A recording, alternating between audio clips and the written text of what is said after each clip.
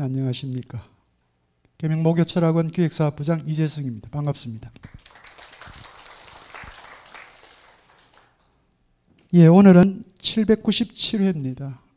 우리가 지금 이번 하반기에 보고 있는 그 시점이 서구로 하면 바로크 시대 한 200년 정도 되는 그 시기인데, 여기서 이제 인문학적 영역을 이제 추려서 이번에는 이 정치 사상 영역, 지난주 장보댕 그리고 이번에 휴고 그로티우스 이렇게 두 분을 만났습니다. 다음 2회차는 또 문학 영역으로 여러분들이 또 생전 처음 듣는 이름인데 이렇게 생각하실 스페인의 시인과 영국의 시인, 영국 시인 존던은 워낙 유명한 사람이기 때문에 잘 아실 겁니다. 또 이렇게 만납니다.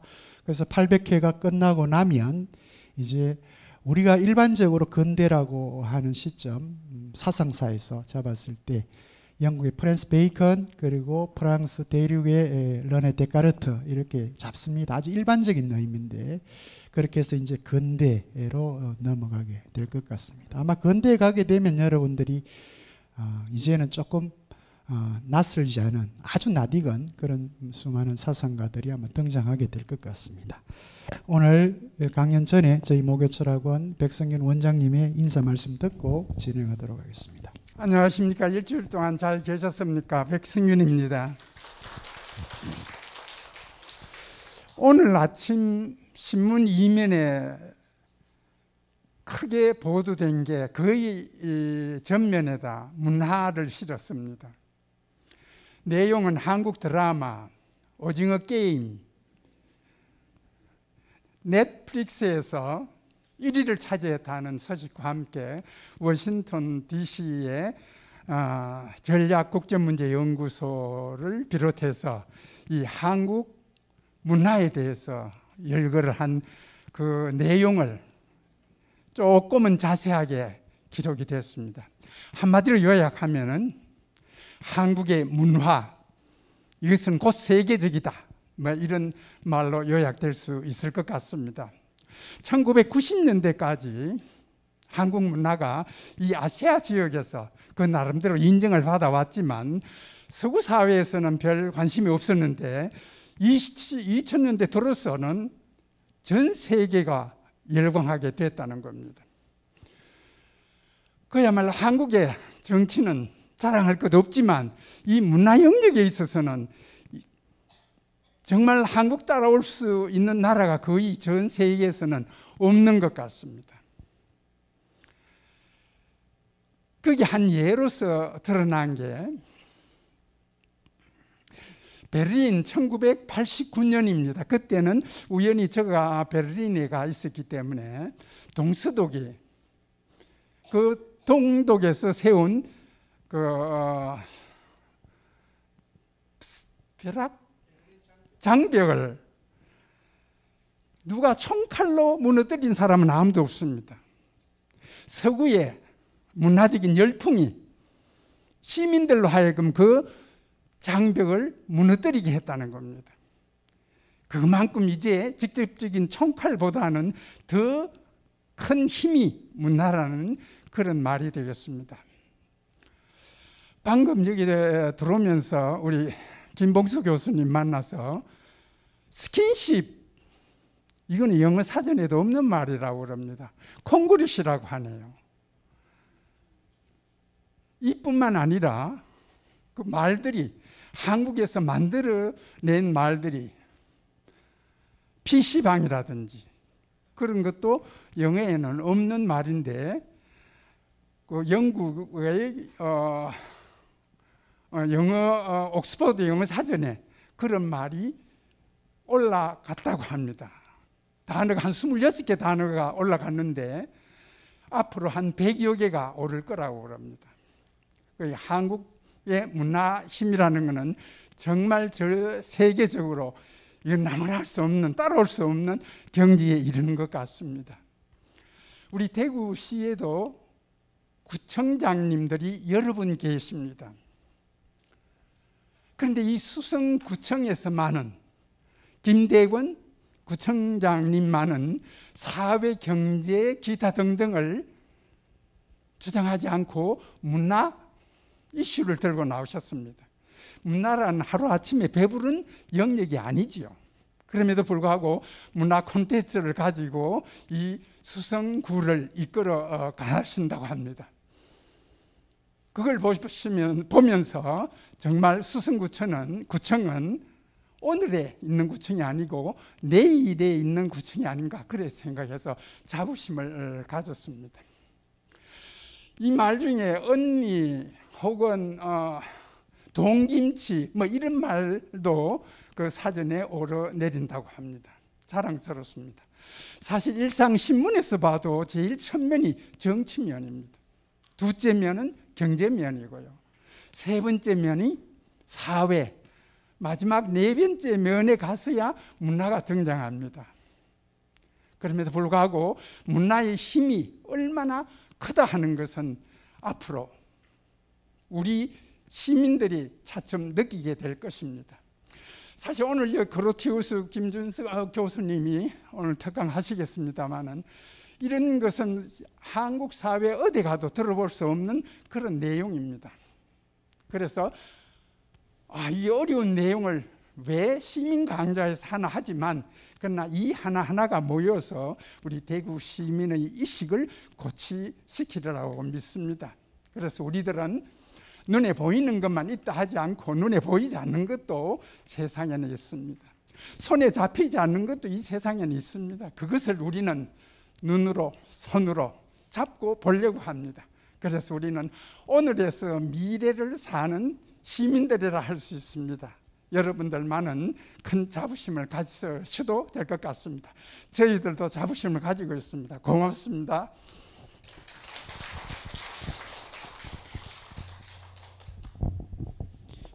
예, 고맙습니다. 제가 여담으로 이런 표현을 우리 원장님께 허가도 안 받고 써도 되는지 모르겠습니다만 사석에서 저희 원장님께서 이런 말씀을 한번 하셨어요. 주위에 일하시는 분들이 너무 저희들 이문 포럼 수준이 어렵다 뭐 이런 표현을 하시면서 왜 그런 걸 자꾸 하느냐, 당신 인문학 탈레반 아니냐 뭐 이런 표현까지 들었다는 말씀을 들었습니다만, 예, 물론 저는 개인적으로 그렇게 생각은 하지 않습니다. 뭐 그렇게 말씀하시는 분도 또 그분의 생각이지만 여러분들이 다 아는 그런 상식적인 얘기를 하려고 인문 포럼을 하는 건 아닙니다.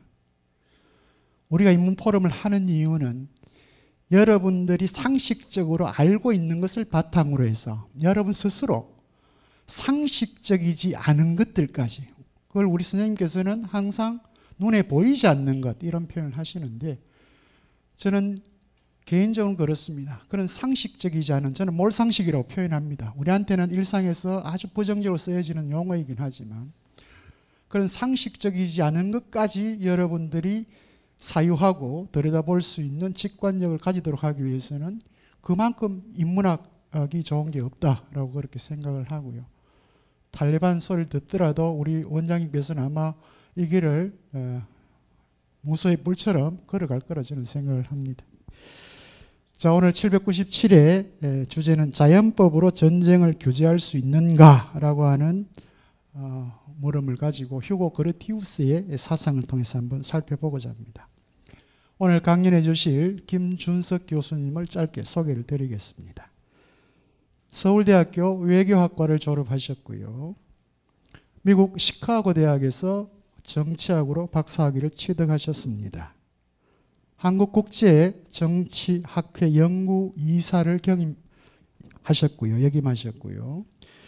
서울 가톨릭대학교 입학처장 및 교무처장을 역임하셨습니다. 현재 서울 가톨릭대학교 국제학부 교수로 재직 중이십니다. 저서로는 2011년 책세상에서 나온 근대국가, 그리고 2018년 북코리아에서 나온 국제정치의 탄생, 그 이외에 다수의 논문을 갖고 계시고요. 무엇보다도 아마 우리 김준석 교수님의 박사 학위 논문이 미국 정치학회에서 수여하는 우수 박사 학위 논문상을 아마 받으신 것 같습니다. 제가 박사 논문 제목은 제가 잘 모르겠습니다만 어쨌거나 미국 정치학회에서 아주 우수하다고 인정된 논문을 박사학위로 취득을 하셨습니다. 네, 안녕하세요. 소개받은 김준석입니다. 지금 현재 가톨릭 대학교에 재직을 하고 있습니다. 먼저 이렇게 좋은 기회를 주신 원장님께 감사하다는 말씀드리겠고요. 이렇게 바쁜 시간 내주셔서 이 강연에 참여해주신 시민 여러분께도 너무 감사하다는 말씀을 드리겠습니다. 사실은 제가 휴고 그로티우스를 가지고 이렇게 많은 분들 앞에서 이렇게 강연을 한 게 처음입니다. 제가 휴고 그로티우스에 대해서 이제 관심을 갖고 공부한 지는 오래됐는데 워낙 소위 말하는 학계에서도 그렇게 관심이 있는 주제가 아니어서 제가 어디 감히 가서 이 내용 이 사람의 어떤 정치 사상이나 국제법 혹은 자연법에 대한 어떤 사상을 얘기할 만한 기회도 없었고요. 근데 저기 계신 오 박사님께서 이렇게 저한테 연락을 주셔가지고 휴고 그로티우스에 대해서 강의를 해달라고 하셔가지고 처음에는 뭔가 이게 잘못된 게 아닌가라는 생각까지 했습니다. 그런데 바로 전 시간에 아마 강원대에 계신 나정원 교수님이 이 보댕의 주권론을 이제 강의를 하셨다는 얘기를 듣고서는 그러면은 휴고 그로티우스에게도 차례가 올 수 있는 그런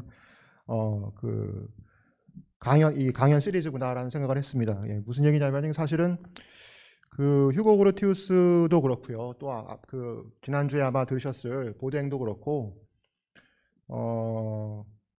그러니까 소위 말하는 정치 사상의 어떤 텍스트 우리가 흔히 고전이라고 하는 텍스트 중에서 그게 텍스트 자체가 주는 어떤 독서의 어떤 즐거움이기 때문에 우리가 읽는, 그러니까 지금 읽어봐도 뭔가 이렇게 생생하게 와닿고 내용 자체가 굉장히 깊이가 있어서 오늘날의 어떤 삶을 사는 데 있어서도 전혀 이제 굉장히 많은 도움이 되는 그런 책들이 있고요. 그래서 공부하는 그런 정치 사상이 있고, 또 다른 한편으로는 지금 읽으면은 굉장히 어색하고 뭔가 대체 왜 이런 얘기를 하지 어렵고 이해도 잘 안 되고 하는 그런 사상이지만 그런 텍스트지만 기본적으로 그 시대에 굉장히 어떤 역사적인 의미를 갖기 때문에 우리가 읽어야 되는 텍스트가 있습니다. 그러니까 아마 휴고 그로티우스도 그렇고 보댕도 그렇고 아마 후자에 해당하는 텍스트인 것 같고요. 그래서 나정원 교수님은 뭐 한국말로 이제 보댕의 이 6권의 주권론에 대한 책도 번역을 하셨는데 제가 생각하기에는 전 세계를 통틀어서 6권 전체를 다 불어 이외의 단어로 불어 이외의 이제 언어로 번역한 그런 나라가 몇 개나 있을까 싶을 정도로 정말 거의 아무도 잘 읽지 않는, 그러니까 부분 많은 분량 중에서 굉장히 일부분을 이제 발췌해서만 읽는 그런 책이고요. 휴고 그로티우스 역시 마찬가지입니다. 휴고 그로티우스의 제일 유명한 책이 이제 전쟁과 평화의 법이라고 하는 책인데, 이 책이 거의 한 1,500페이지가 넘는 그런 책이고요. 워낙 내용이 방대하기 때문에 그동안 거의 번역이 안 돼 있다가 아직까지 한국말로는 번역이 안 돼 있습니다. 아직까지 한국말로 번역이 안 돼 있고, 그나마 영어로도 거의 번역이 안 돼 있다가 이 18세기에 이제 번역한 것을 미국의 이제 리버티 펀드라고 하는 그런 일종의 상업적인 출판사가 아닌 공익의 어떤 목적을 가지고 이제 책을 내는 출판사에서 지난 2005년에 처음 이제 출판을 했고요. 그래서 그나마 어떻게 보면 접근성이 높아진 그런 책이라고 얘기를 할 수가 있겠습니다. 그래서 저도 이제 학교에서 1학년들 꼬맹이를 데리고서 이 정치사상 강의를 하는데 감히 그로티우스를 강의에 끼워 넣을 생각도 못했습니다. 사실 홉스나 제가 하는 강의가 홉스와 로크와 루소와 미를 읽는 그런 책인데 그런 강의인데, 그 강의 같은 경우에는 강의를 읽으면서 홉스나 로크를 읽으면은 정말 번뜩이는 어떤 그런 지혜를 이제 우리가 얻을 수 있는 그런 부분들이 있는데, 휴고 그로티우스의 전쟁과 평화의 법은 굉장히 유감스럽게도 그런 종류의 어떤 번뜩이는 뭔가를 그 통찰력을 주는 그러한, 물론 부분이 있습니다. 부분이 있는데 그 얘기를 하려고 1500페이지나 되는 책을 쓰나 이런 생각이 들 정도로 굉장히 읽기가 어려운 그러한 책입니다. 그래서 다시 한번 이 자리를 빌려서 이렇게 그 귀한 시간을 주신 데 대해서 너무 감사하다는 말씀을 드리겠고요. 그래서 오늘 제가 또 이 휴고 그로티우스에 대한 첫 그 강연이 조금 백그라운드 지식이 있으신 분들이라기보다는 조금 일반인 적인 어떤 대중을 항상 상대로 한 그런 강연이기 때문에 제가 조금 어떻게 최대한 좀 쉽게 설명을 해야 되는데 제가 얼마나 그걸 잘 할 수 있을지 잘 모르겠습니다. 그래서 일단은 좀 간단한 시대적인 배경과 그다음에 그로티우스의 생애에 대해서 좀 얘기를 드리겠습니다. 자, 그로티우스는 1583년부터 1645년까지 생존한 인물입니다. 네덜란드 사람이었고요. 우리나라로 치면은 조선조의 선조가 그 왕위에 있을 때 태어났고, 그리고 1645년이면은 1644년도에 이 명나라가 청해에서 멸망이 됐으니까 그 명청 교체기, 명나라가 이제 청나라로 넘어가던 중국에서 그 시기까지 이제 생존한 인물입니다. 사실 조선의 경우죠. 그러니까 조선의 경우에도 굉장히 혼란스러웠던 시기죠. 임진왜란과 그 다음에 정묘호란, 병자호란 이런 그 조선시대의 가장 큰 세계 전쟁이 계속 이어졌던 발발했던 그러한 시기였고요. 사실은 유럽에서도 이 시기는 굉장히 정말 어떻게 보면은 지난 500년, 600년의 역사를 통틀어서 가장 폭력적인 이 전쟁이 발발했던 그런 시기라고 얘기를 할 수가 있겠습니다. 물론 1차 세계대전, 2차 세계대전이 있지만 사실은 그 사회의 어떤 당시 유럽 사회의 어떤 경제적인 규모, 인구 규모에 비춰봤을 때 1차, 2차 세계대전보다도 더 폭력적인 어떤 그런 전쟁이 발발했던 그런 시기였고요.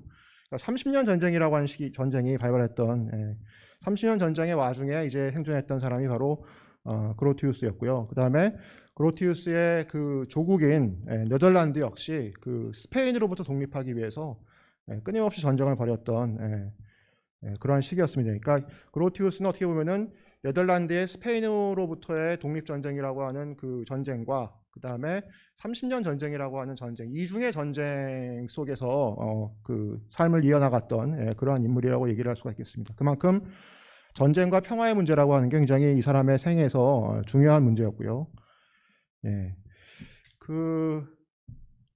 홉스가 1588년생이니까 88년생이었나요? 89년생이 제가 잘 기억이 안 나요. 1588년생이니까 아마 그로티우스보다 대략 한 5살에서 6살 미치고요. 그런데 이 옆에 이제 오른쪽에 지금 보이시는 이 전쟁과 평화의 법이라고 하는 책이 출판된 것은 1625년이었고요.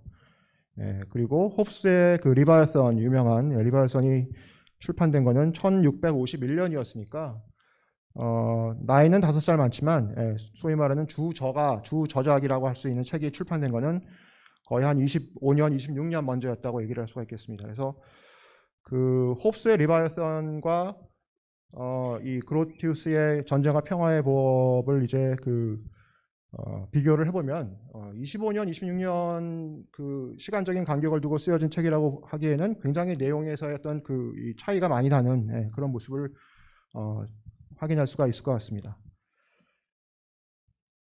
네, 아까 이제 그로티우스가 네덜란드 사람이었고, 그리고 이제 당시에 네덜란드가 스페인으로부터 독립을 하기 위해서 전쟁을 벌였다라고 말씀을 드렸는데요. 간단하게 지도를 보여드리면 오른쪽에 여러분들 왼쪽에 있는 지도가 이제 당시 스페인의 영토입니다. 스페인이 지금의 이베리아 반도, 지금의 스페인뿐만 아니라 포르투갈과 그다음에 이탈리아 남부, 사르데니아 섬, 그다음에 시칠리아 섬, 그리고 이제 스위스와 독일과 이제 프랑스 국경에 있는 프랑슈공떼라고 하는 그 영토가 있었는데, 프랑슈공떼라고 하는 지역, 그리고 지금의 네덜란드라고 하면은 이 당시에 네덜란드라고 하는 그 지역은 지금의 네덜란드, 그리고 벨기에, 룩셈부르크를 다 포괄하는 그러한 지역이었습니다. 여기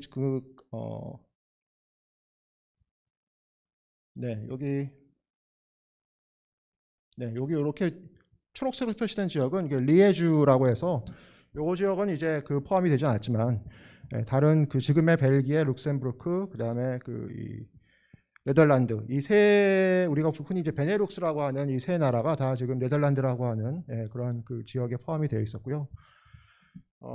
주로 이제 그 종교적인 어떤 그런 그 갈등으로 인해서, 그리고 뭐 그 이면에는 이제 그 어떤 경제적인 이해관계의 충돌이 있었지만, 종교적인 그 문제를 둘러싼 그런 갈등으로 인해서, 그러니까 기본적으로 스페인은 가장 보수적인 그 가톨릭 국가였고요. 제가 뭐 가톨릭 대학교 출신이긴 하지만, 그 다음에 이 네덜란드 지역은 그 칼빈교가 이제 그 점점 이 세력을 얻어가는 그러한 지역이었고, 그러한 그 이 스페인 영토의 일부에서 이렇게 칼빈교가 세력을 얻어가는 거에 대해서 그런 상황을 용인을 못했던 그 스페인의 펠리페 2세라고 하는 그런 국왕이 이제 네덜란드의 어떤 종교적인 문제로 네덜란드인들을 박해하기 시작했고, 그것이 결국에는 전면적인 그 이 반란으로 그런 이어진 그런 사건입니다. 사실은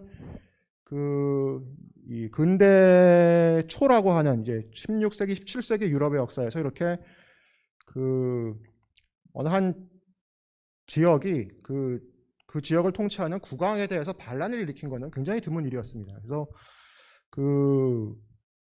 전례가 없는 일이었고, 당시의 어떤 관념으로 보면 도저히 허용될 수 없는 일이었기 때문에 무려 80년에 걸쳐서, 물론 80년 동안 계속해서 전쟁을 벌인 건 아니지만 그 80년에 걸쳐가지고 네덜란드 독립전쟁이 이어집니다.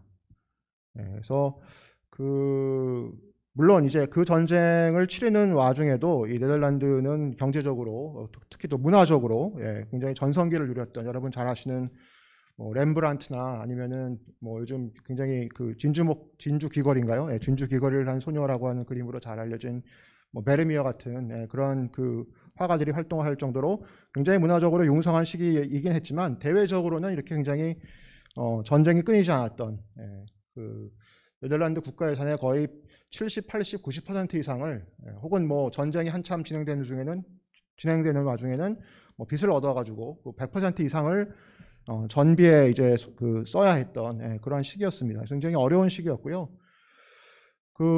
뭐 결과적으로는 네덜란드가 독립에 성공을 했죠. 독립에 성공을 했는데 원래 반란을 일으켰던 모든 네덜란드가 지금의, 그러니까 네덜란드, 벨기에, 룩셈부르크가 다 독립에 성공한 것은 아니고요. 우리가 이제 네덜란드라고 부르는 오늘날 그 지역만 독립에 성공을 했습니다. 그렇죠. 왼쪽에 보이시는 그림은 이제 네덜란드 독립 전쟁 중에 벌어졌던 이제 전투의 한 장면을 그린 그림입니다. 유명한 그 벨라스케스가 그린 브레다의 항복이라고 하는, 브레다는 그 네덜란드의 조그만 이제 그 도시인데, 그 스피놀라라고 하는, 암브로지오 스피놀라라고 하는 여기 지금 이렇게 아주 태자를 관대하게 이제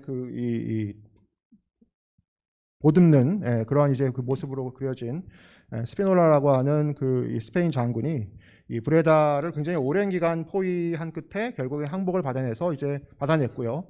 이게 굉장히 그 스페인과 네덜란드의 이 전쟁에서 굉장히 중요한 전투 중에 하나였기 때문에 그 벨라스케스라고 하는 이 스페인의 이제 궁정화가, 굉장히 유명한 궁정화가가 그 장면을 기념을 해서 그린 이 그림입니다. 아마 나중에 마드리드의 프라도 미술관에 가시면은 아마 이 그림이 굉장히 크게 걸려 있는 걸 보실 수가 있을 것 같습니다. 물론 이제 1625년에는 스페인이 브레다를 빼앗는 데 성공을 했지만, 약 한 7, 8년 후에는 다시 이제 브레다가 네덜란드 수중으로 넘어갑니다. 그런 역사가 있고요. 그다음에 그 오른쪽에 보이시는 요 장면은 이게 피스 오브 베스팔렌 조약, 30년 전쟁이라고 하는 전쟁이 1618년부터 1648년까지 계속이 된 전쟁인데 주로 독일 지역에서 이제 일어난 전쟁이죠. 이 전쟁을 종료한 이 국제 조약이 바로 이 베스팔렌 그 평화 조약입니다.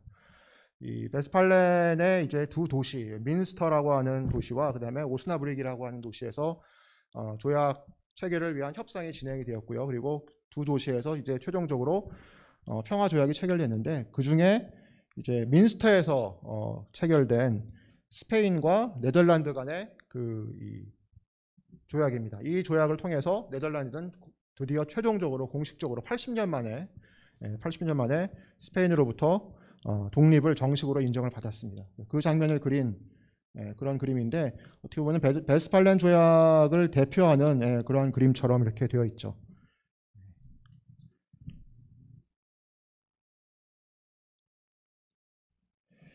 네, 그래서 이 생애에 대해서, 그로티우스의 생애에 대해서 간단하게 좀 말씀을 드리겠습니다.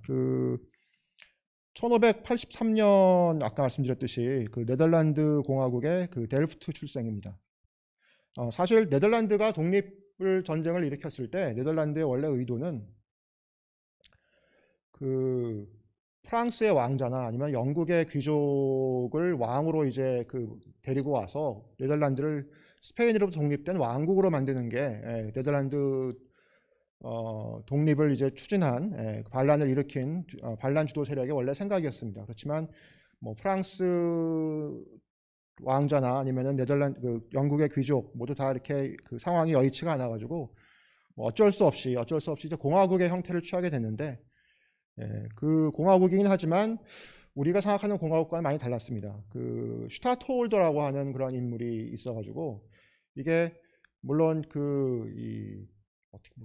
굉장히 이제 독특한 네덜란드만의 제도인데요. 일종의 종신 가버너처럼 이렇게 종신 주지사, 종신 대통령 이런 식으로 이제 임명이 돼서 평생 동안 한번 임명이 되면 평생 동안 그 슈타트홀더의 지위에서 이제 일종의 네덜란드 공화국을 통치하는 그런 시스템이었고요. 그리고 그 슈타트홀더라고 하는 관직을 한 가문이 독점했기 때문에 어떻게 보면은 왕은 공식적으로 왕은 절대로 아니지만 그렇지만 어떤 군주의 군주에 못지않은 그러한 지위를 갖는 그런 인물이 통치하는 그런 시스템이었습니다. 물론 그 주의회와 그 다음에 전체 슈타텐 헤네랄이라고 하는 전체 공화국 전체를 포괄하는 의회가 있어가지고 그 슈타트홀더의 어떤 권력 행사를 굉장히 강하게 제한을 했지만 공화국이긴 공화국이되 군주제적인 어떤 그런 형식 요소도 가지고 있는 그러한 공화국이었습니다. 정작 이제 네덜란드가 지금은 왕국의 형태로 되어 있는데요. 왕국이 된 것은 이제 19세기 이후의 일입니다. 19세기 이후의 일이고 아마 이 당시에 네덜란드 출신의 슈타트홀더로서 제일 아마 잘 알려진 인물이 명예혁명 시기에 제임스 2세 영국의 제임스 2세를 왕위에서 이제 몰아내고 왕위를 이제 차지한 두 사람이 있죠. 윌리엄 앤 메리라고 하는 그러니까 제임스 2세의 첫째 딸인데 네덜란드의 슈타트홀더인 윌리엄 2세에게 이제 결혼을 했고 명예혁명을 추진한 세력들이 윌리엄 2세를 딸과 함께 이제 영국의 왕으로 공동 왕위로 앉히죠. 그래서 영국의 왕이 된 그런 인물도 있습니다. 자, 어쨌든 네덜란드 공화국의 델프트 출생입니다. 델프트는 아마 네덜란드를 여행하시는 분들은 많이 방문하시지는 않는 곳인데요. 아마 그래도 굉장히 아름다운 도시고요. 굉장히 전형적인 네덜란드의 어떤 모습을 볼 수 있는 그러한 도시입니다. 델프트 블루라고 하는 푸른 색깔이 도는 도자기가 굉장히 유명한 그러한 도시이고요. 그다음에 그로티우스의 고향이자 그로티우스가 이제 묻혀 있는 묘지가 있는 그러한 곳이기도 하지만 또 아까 잠깐 말씀드렸던 진주 귀고리를 한 소녀로 유명한 베르미어라고 하는 화가 활동했던 그러한 곳이기도 합니다. 그래서 그 베르미어의 그림에 담겼던 그런 풍경들이 이제 그 풍경들을 볼 수 있는 그러한 도시이기도 하죠.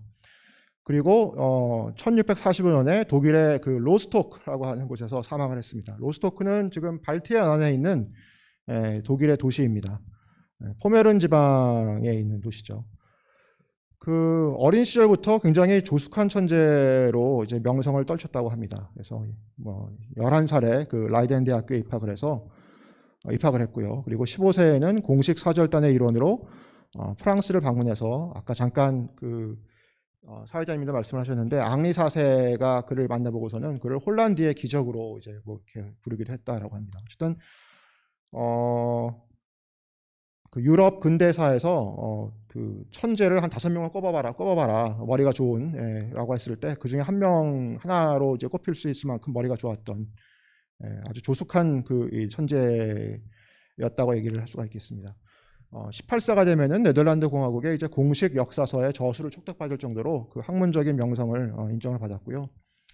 그 1604년에는 그 동인도 회사의 요청으로 포획법이라고 하는 그러한 그 책을 저수를 했습니다. 이 중에 일부가 항해의 자유라고 하는 혹은 바다의 그 Freedom of Sea, 그 해양의 자유라고 하는 그런 제목으로 출판되었는데 책 전체가 발견된 것은 1864년입니다. 그리고 1607년, 그러니까 우리나라 나이로 하면은 25살 정도의 나이죠. 25세의 나이로 그 네덜란드의 가장 중요한 세 주인 홀란트와 제일란트 그리고 프리슬란트의 뭐 우리식으로 지금 얘기하면 검찰총장에 임명이 되고요.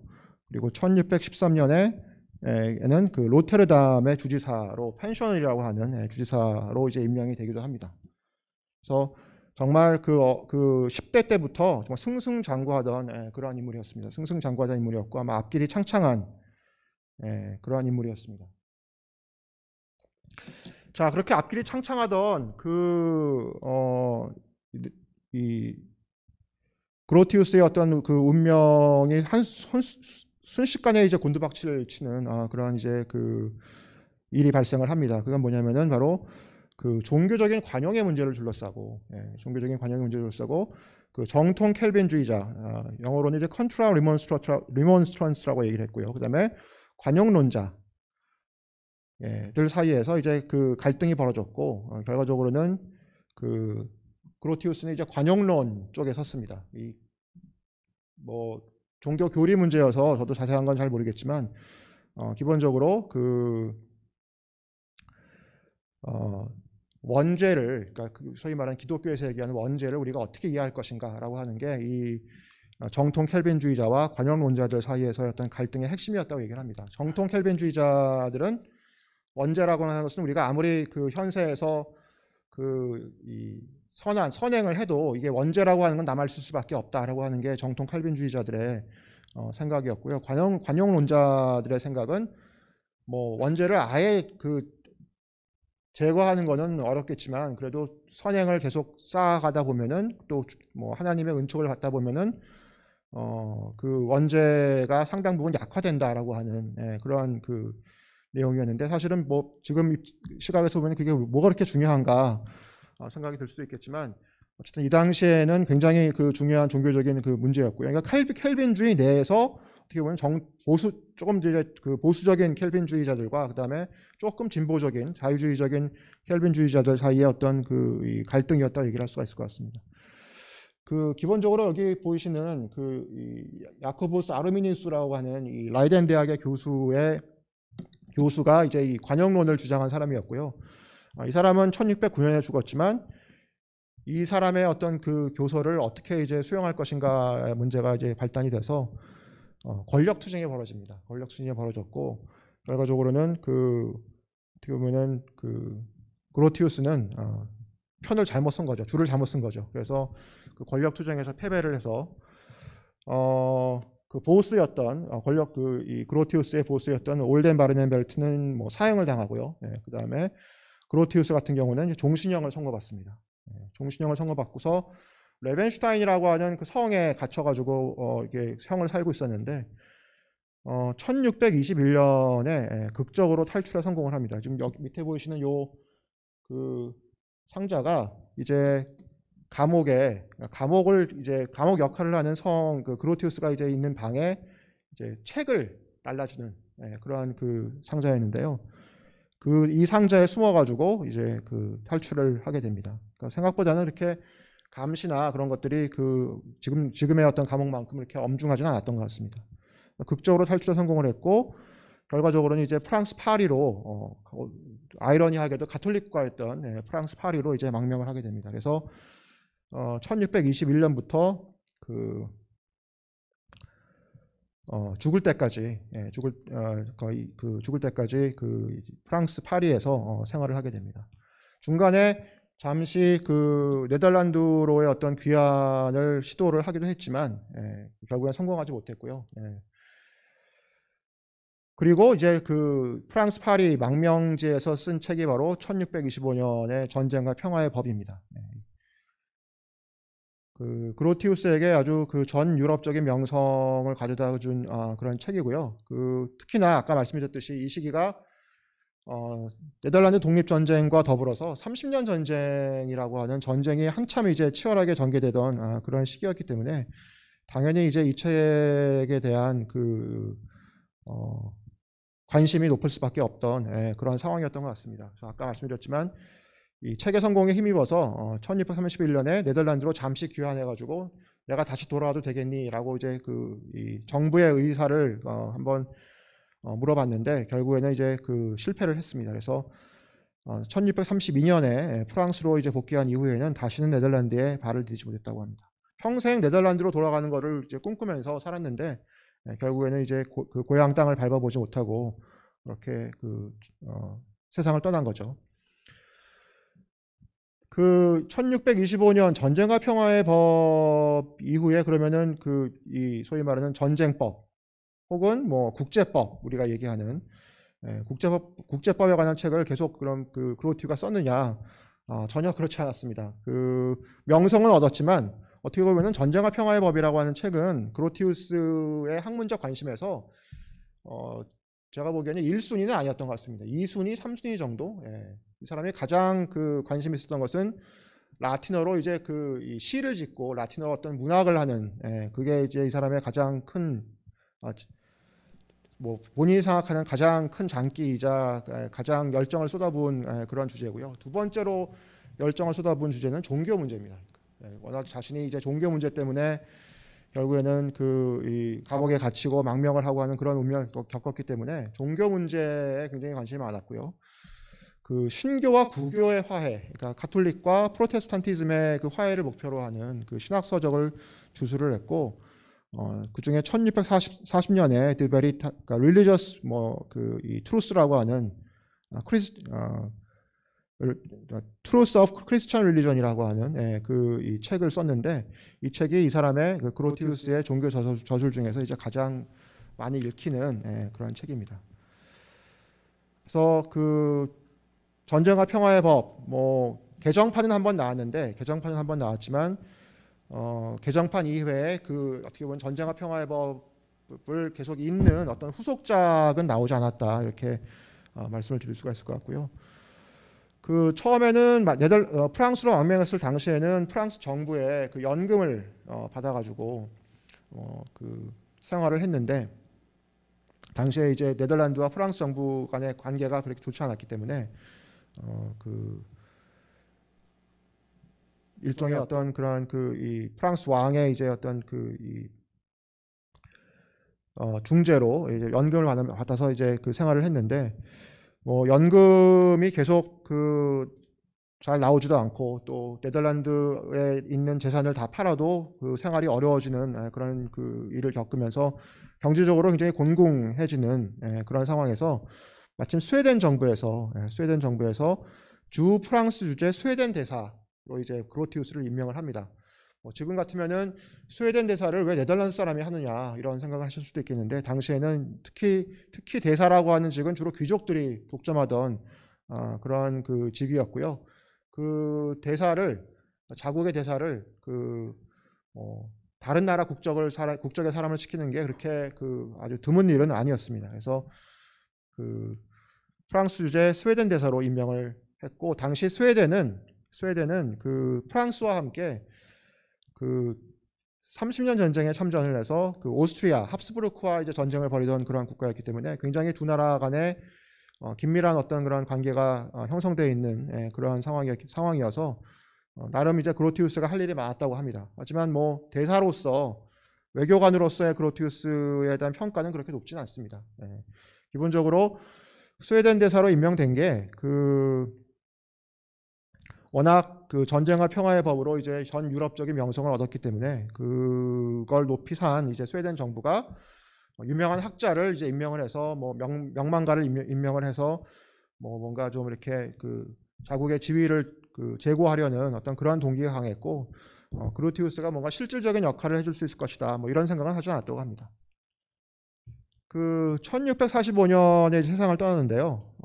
뭔가 스웨덴 정부가 그로티우스의 일처리가 마음에 안 들어서 스톡홀름으로 이제 그로티우스를 소환을 합니다. 소환을 하고 뭔가 스웨덴 방문에서 그다지 이렇게 성과가 없는 상황에서 이제 다시 프랑스로 돌아오는 길에 배가 난파를 했고요.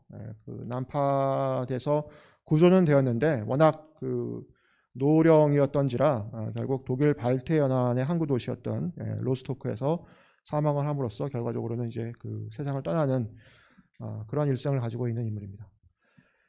네, 이 정도가 아마 뭐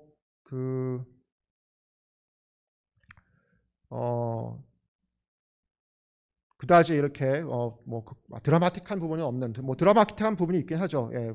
뭐 투옥과 탈출과 뭐 이런 부분이 있긴 한데, 어쨌든 뭐 그래도 딱히 두드러진 특징은 없는 그러한 생애였고요. 하지만 아마 다음 시간이나 아니면 뭐 언젠가 홉스나 로크의 생애에 대해서 한번 들어보시면은, 홉스와 로크의 생애는 더 사실은 뭐 흥미로운 부분이 거의 없는 그렇습니다. 그러니까 아마 그 사람들보다는 아마 조금 더 드라마틱한 삶을 살지 않았나, 그런 생각을 해볼 수가 있을 것 같습니다.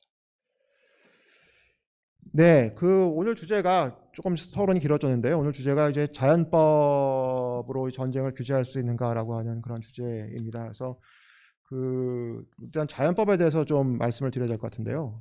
그로티우스는 뭐 다른 무엇보다도 자연법의 사상가였습니다.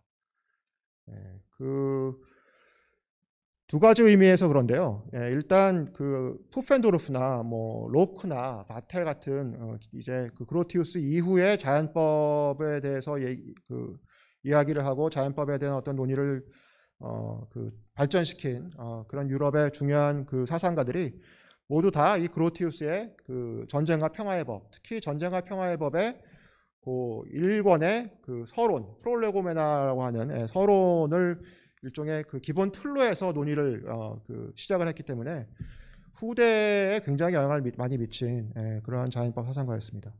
두 번째 의미는 이 사람이 이제 그러니까 그로티우스 본인은 인터내셔널 로, 그러니까 국제법이라고 하는 단어를 쓴 적도 없고 그런 개념을 만들어내지도 않았고, 사실은 내가 하고 있는 내 전공이 국제법이다라는 생각도 하지 않은, 그래 본 적이 없는 사람이고, 쓴 책이 어떻게 보면 해픈투비 전쟁과 평화의 법이라고 하는 전쟁법에 관한 책을 썼기 때문에 그게 어떻게 보면 국제법에 이렇게 비스듬히 걸치는 그러한 결과를 가져왔는데요. 후대인들이 특히 이제 국제법 학자들이죠. 그러니까 주로 이제 국제법 학자들이 그로티우스를 발굴을 했습니다. 발굴을 해서 그로티우스에 말않고 이 국제법을 이제 근대적인 국제법의 기초를 놓은 국제법의 아버지다라고 하는 그러한 이제 이 지위를 부여를 한 것이죠. 그게 이제 19세기 말 20세기 초의 일입니다. 그 전까지 그로티우스는 기본적으로 전쟁과 평화의 법이라고 하는 책을 썼고, 그리고 자연법을 근대적인 근대화시킨 그런 인물로 이제 주로 여겨졌는데, 19세기 말 20세기 초에 이제 국제법 학자들에 의해서 국제법의 아버지로 이제 다시 부상이 되는 그러한 이제 운명을 겪었던 것이죠. 그런데 19세기 말 20세기 초에 그로티우스를 그렇게 띄운 국제법 학자들이 그냥 띄운 게 아니라 사실은 국제법의 어떤 실정법주의를 이제 반박하고 그로티우스에 말하는 자연법의 바탕을 둔 국제법을 처음 이제 설파한 사람이다라고 하는 그런 점을 강조하면서 이제 그 국제법 그로티우스를 이제 띄우게 되는 거죠. 그래서 19세기 말 20세기 초에 소위 말하는 그로티우스의 부활이라고 하는 특히 1차 세계대전, 2차 세계대전 또 전쟁을 겪으면서 이 실정법 국제법을 실정법만 가지고 구성을 했을 때 한계가 너무 명확하다. 자연법의 바탕을 둔 그러한 이 국제법이 필요하다라고 하는 그런 이유에서 그로티우스의 부활이 이루어졌고요. 그래서 그러면서 이제 그 국제법과 관련해서 뭔가 굉장히 중요한 위치를 차지한 사람으로 나중에 이제 어떻게 보면 추대가 된 그러한 측면이 없지 않아 있습니다. 자연법이라는 게 뭐냐? 아까 사회자님께서 말씀 주셨듯이 이제 기본적으로 그리스의 스토아학파에서 시작이 되었고 또 그걸 이제 중세 토마스 아퀴나스 같은 그러한 인물들이 이제 종교적인 어떤 색채를 더해서 만들어낸 그러한 개념이었는데요. 그로티우스의 정의에 따르면 자연법이라고 하는 것은 인간 본성에 내재하는 올바른 이성의 명령, 그리고 어떤 행위가 도덕적인지 혹은 비도덕적인지를 결정하는 어떤 최종적인 어떤 권위 이렇게 얘기를 하고 있습니다. 그러니까 쉽게 말씀을 드리면 그 자연법은 주로 이제 실정법이라고 하는, 즉 실정법이라고 하는 것은 국가 혹은 정부가 만드는 법이죠.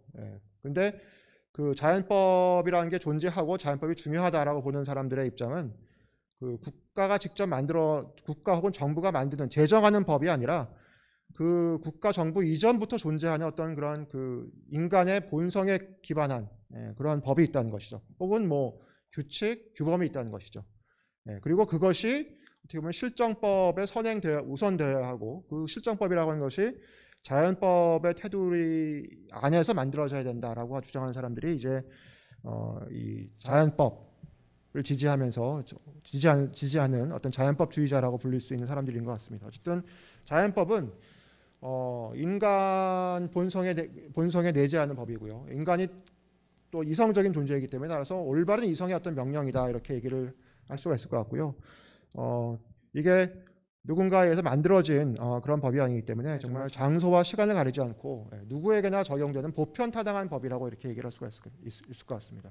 가장 근본적인 법이다 라고 얘기를 할 수가 있을 것 같고요. 아마 여러분들 이렇게 얘기해도 잘 이해가 안 되시면은 인권, 요즘 얘기하는 인권법, 국제인권법을 생각하시면은 아마 자연법이라는 게 무엇인지에 대해서 조금 이제 감이 잡히실 수도 있을 것 같습니다. 그러니까 인권이라고 하는 것이 존재한다라고 하는 것은, 그러니까 즉 국가의 권위를 뛰어넘는 인권이라고 하는 게 존재한다고 하는 것은 인간이 인간이기 때문에 가지는 어떤 포기할 수 없는 권리라는 게 분명히 존재한다는 거죠. 근데 그것은 어느 특정 국가가 혹은 유엔이 국제기구가 만든 것이 아니라 인간이기 때문에 누구나 동의할 수밖에 없는 어떤 그런 그래서 따라서 모든 인간이 가지고 있는 것으로 가정될 수밖에 없는 그런 권리들이 분명히 존재한다는 거죠. 그러니까.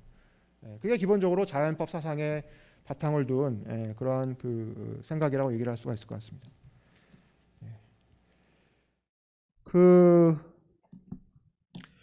자, 그런데 이 그로티우스의 이 자연법은 굉장히 정의는 앞에서 보신 바와 같이 이렇게 되지만 사실은 내용을 좀 들어가 보면은 굉장히 좀 애매한 모호한 부분이 많이 있습니다. 그래서 크게 이 그로티우스의 자연법을 어떻게 볼 것이냐를 두고 이제 의견이 조금씩 갈리는데요. 일단 전통적인 의견에 따르면은 그로티우스는 자연법을 세속화했다, 혹은 인간화했다, 혹은 근대화했다 이렇게 얘기가 되고 있습니다. 그러니까 중세 아퀴나스가 확립해 놓은 자연법 전통을 그로티우스는 세속화, 인간화, 근대화했다 이렇게 얘기를 하고 있는데, 특히 이러한 주장의 근거가 되고 있는 것이 이제 전쟁과 평화의 법, 아까 말씀드렸던 프롤레고메나에 나오는 프롤레고메나에서 그로티우스가 신이 존재하지 않거나 혹은 인간사에 관여하지 않더라도 자연법은 그대로 존속할 것이다. 그러니까 사실 자연법이라고 하는 게 신과 독립적으로 존재하는 것이다. 이런 얘기를 하고 있습니다. 사실은 이게 굉장히 이 당시만 하더라도 무신론이라고 하는 건 도저히 용납이 안 되는 그런 이 신념이었기 때문에 이렇게 얘기한다고 하는 것이 굉장히 그 혁신적인, 혁명적인 어떤 의미를 가지는 그런 그 부분이 있는 것이죠. 그래서 뭐 그 또 보시면 마찬가지로 프롤레거먼의 내용 중에서 신의 권력이 무한대라는 것은 분명하지만 그럼에도 이 무한대의 권력이 미치지 못하는 것들이 존재한다. 뭐 2 곱하기 2는 4 혹은 본질적으로 악한 것을 악하지 않은 것으로 만들 수 없다. 아무리 신이라고 하더라도 2 곱하기 2는 4라는 걸 부정할 수 없고 그리고 본질적으로 악한 것을 악하지 않다고 얘기할 수가 없다라는 거죠. 그래서 이런 그 구절들을 보면은 이제 그 그로티우스가 자연법을 세속화, 인간화, 근대화했다 이렇게 얘기를 할 수 있는 부분이 있는데 또 다른 부분을 보면은 그렇지 않다 그렇게 생각하기가 어려운 예를 들면은 뭐 신이 그의 의지라고 밝힌 것 그것이 법이다. 이 준칙은 법의 기원에 직접 적용되며 가장 중요한 원칙을 할 수 있다 이런 얘기를 하고 있는 부분이 있는데 또 이런 부분을 보면은 과연 그로티우스가 자연법을 세속화한 게 맞는지 인간화 근대화한 게 맞는지 그런 또 의심이 드는 부분이 있는 것도 사실입니다. 그래서 그 논쟁은 한쪽에서는 이제 지금까지 말씀드렸듯이 그로티우스가 자연법을 세속화, 인간화, 근대화했다라는 입장이 있고요. 다른 한편에서는 여전히 그 그로티우스는 중세적인 전통에 서 있다. 중세적인 전통에 서 있고, 그러니까 기본적으로 중세의 자연법을 계승을 했고 거기에 약간의 수정을 가한 것뿐이다. 그래서 그 그로티우스의 자연법 사상을 그렇게 근대적인 것으로 보는 게 보기가 어렵다 이렇게 생각하는 그런 입장이 있습니다. 또 자연법을 둘러싼 또 하나의 이제 그 논쟁은 자연법의 그 토대를 자기 이익으로 봐야 될 것이냐, 혹은 그 사회성, 인간들 간의 어떤 타고난 사회성 혹은 이타성으로 봐야 될 것이냐, 이 문제가 또 하나 있습니다. 그래서 그 영국의 그 유명한 정치사상가인, 정치 이론가인 그 리처드 턱이 한 20년 전, 30년 전쯤에 그 전까지는 사실은 이제 그 그로티우스 자연법의 그 근거는 기반은 소위 말하는 소셔빌리티다, 사회성이다 이렇게 얘기가 되어 왔었는데 리처드 턱이라고 하는 이제 이 영국 학자가 그런 기존의 주장을 이제 정면으로 부인을 하면서 아니다. 그로티우스 자연법의 그 근거는 셀프 인터레스트다. 자기 이익이다. 이렇게 주장을 했습니다. 그러면서 하는 얘기가 사실은 홉스와 그 그로티우스의 어떤 차이가 그렇게 크지 않다 이런 얘기를 합니다. 그래서 보시면은 이제 그 그리스의 회의주의 이 철학자였던 카르네아데스의 얘기를 들어서 이 그로티우스가 이런 얘기를 하는데요. 뭐 법은 인간이 자신의 이익을 만드는 것이기 때문에 뭐 나라에 따라 관습의 다양성에 따라 다를 뿐만 아니라 같은 나라에서 시기에 따라 다르다. 자연법은 환상에 불과하다.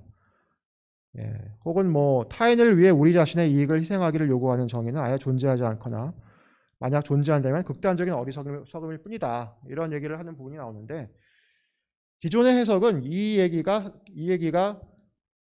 이제 반박하기 위해서 지금 카르네아데스의 얘기를 좀 소개를 한 거다라고 하는 게 기존의 어떤 기본적인 그 상식이었는데 턱의 해석은 그게 아니라 정말 그로티우스가 하고 싶었던 얘기는 이거다. 어떻게 보면 그로티우스는 홉스를 예비하는 사상가였다 이렇게 주장을 합니다. 그래서 아마 다음 그 홉스 강의 시간에 또 내용이 나오겠지만 홉스의 그 리바이어선을 보시면은 제1자연법 그리고 제2자연법이 이렇게 나와 있는데 이 제1자연법, 제2자연법의 내용과 그다음에 이 그로티우스가 카르네아데스를 인용하면서 하는 얘기가 기본적으로 이제 같은 이 동일한 그 선상에 있다 이런 그 주장을 했습니다. 그래서 그 홉스의 이제 리바이어선에서 자연법은 기본적으로 그 자기 이익을 위해서 사회계약을 체결을 해야 되고 그 사회계약을 통해서 국가를 만드는 가장 중요한 이유는 소위 말하는 셀프 프리저베이션, 자기 보존이다, 자기 이익이다 이렇게 얘기를 하고 있는 것이죠. 그렇죠. 그 얘기를 어떻게 보면은 이 그로티우스가 이제 그 준비를 했다. 는 것이죠. 그래서 어떻게 보면 홉스 이전에 홉스의 얘기를 한 어떤 이 사상가로서 그로티우스를 봐야 된다라는 어떤 새로운 해석을 제기를 했고, 뭐 여기 이걸 두고서 이제 논쟁이 또 벌어졌습니다. 논쟁이 벌어지고 있고 여전히 논쟁이 벌어지고 있는 상태입니다. 그래서 뭐 그 다음에 이제 제가 세 개의 그 그로티우스의 이야기를 지금 인용을 해놨는데요. 여기 보시면은 뭐 하지만 여기서 철학자가 한 말을 결코 인정해서 안 된다. 왜냐하면 인간은 동물이긴 하지만 다른 동물들과는 다른 고차원의 동물이기 때문이다. 예, 그 차이는 인간들 상호 간의 차이보다 훨씬 크다. 예, 인간에게 고유한 것 중 하나로 사회에 대한 인간의 욕망을 줄 수 있다. 아무 방식으로나 공존하는 것이 아니라 평화롭게 그리고 인간의 최선의 지적 능력에 따라 조직된 공동체 내에서 비슷한 인간들과 살고자 하는 성향 말이다. 스토아 철학자들은 이를 오이케이오시스라고 불렀다. 따라서 본성에 따라 행동하는 모든 존재가 자신의 이익을 추구한다는 일반적으로 널리 알려진 견해는 옳지 않다. 그러니까 기존의 해석은 이 부분을 이제 강조를 해서 앞에 카르네아데스의 내용은 그 인용 부분은 그 기본적으로 이 내용을 말하기 위한 어떤 것이었다 이렇게 얘기를 하는데, 그러니까 주가 이거고 카르네아데스는 이제 반박을 위한 어떤 그런 그 인용이다라고 얘기를 하는데, 턱은 그 관계를 이제 정반대로 본 거죠. 그 다음에 나오는 내용도 뭐 이제 이 다음에 내용 나오는 이제 그로티우스의 인용 같은 경우는 뭐 턱의 주장 혹은 전통적인 어떤 주장을 다 담고 있는 그런 내용입니다. 그래서 뭐 정의를 어리석음이라 비방하는 것은 어불성설이다 이렇게 이야기를 하면서 또 여기 밑에 보시면 빨간색으로 표시된 부분 보시면은 법을 준수함으로써 얻을 수 있는 이익이 전혀 없더라도 우리 본성의 충동과 지시를 따르는 것은 어리석음이 아니라 지혜의 표식이다 이렇게 얘기함으로써 단순히 셀프 인터레스트 자기 이익이 이 자연법의 어떤 그런 기초다라고 하는 얘기를 또 부인을 하는 그런 내용도 나오고요. 또 신은 만약 인간 개개인에게 자기 자신의 안전만을 솔솔피도록 명한다면 그리하여 각각의 피조물이 다른 이의 안녕에 관심을 가져 마치 영구히 지속되는 협약을 맺기로 한. 어쨌든 중요한 것은 자기 자신에 대한 사랑과 다른 이에 대한 사랑이라고 하는 사랑의 두 종류가 있는데, 전자의 경우에 이 사랑은 욕구이고 후자의 경우에는 친화성이다. 그렇죠.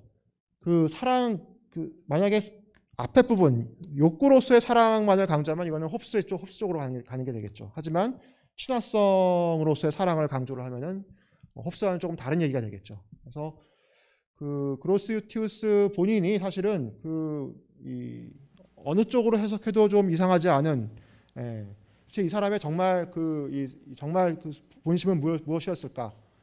라는 그런 궁금증을 자아내는 그런 어떤 모호한 방식의 어떤 서술이 굉장히 많이 발견이 되고 있습니다. 그래서 자연법이라고 하는 것이 그로티우스가 자연법의 사상가이고 자연법 관련해서 굉장히 중요한 위치를 차지하고 있지만, 실제로 그로티우스의 자연법을 우리가 어떻게 이해해야 되는가를 놓고서는 이제 굉장히 많은 논쟁이 벌어지고 있다는 점을 말씀드릴 수 있을 것 같습니다. 뭐 논쟁을 완전히 해결하는 방법은 아니지만 한 가지 어떻게 타협해서 좀 답을 하는 방법은, 그로티우스가 그런 점에서 일종의 트랜지셔널, 그러니까 어떤 과도기적인 인물이었다라는, 이행기의 인물이었다라는 그런 얘기를 할 수가 있다는 것이죠. 중세적인 어떤 그런 프레임도 가지고 있고 또 근대적인 프레임도 가지고 있고, 그래서 우리가 그 중에 어느 쪽을 더 강조하느냐에 따라서 굉장히 다른 모습의 그로티우스를 우리는 발견할 수 있다, 이런 얘기가 가능할 것 같습니다. 네, 그래서 이제 자연법을 이제 가지고 정의로운 전쟁의 문제를 우리가 어떻게 이해할 것인가, 요거를 이제 말씀을 드리면서 강의를 마치도록 하겠습니다.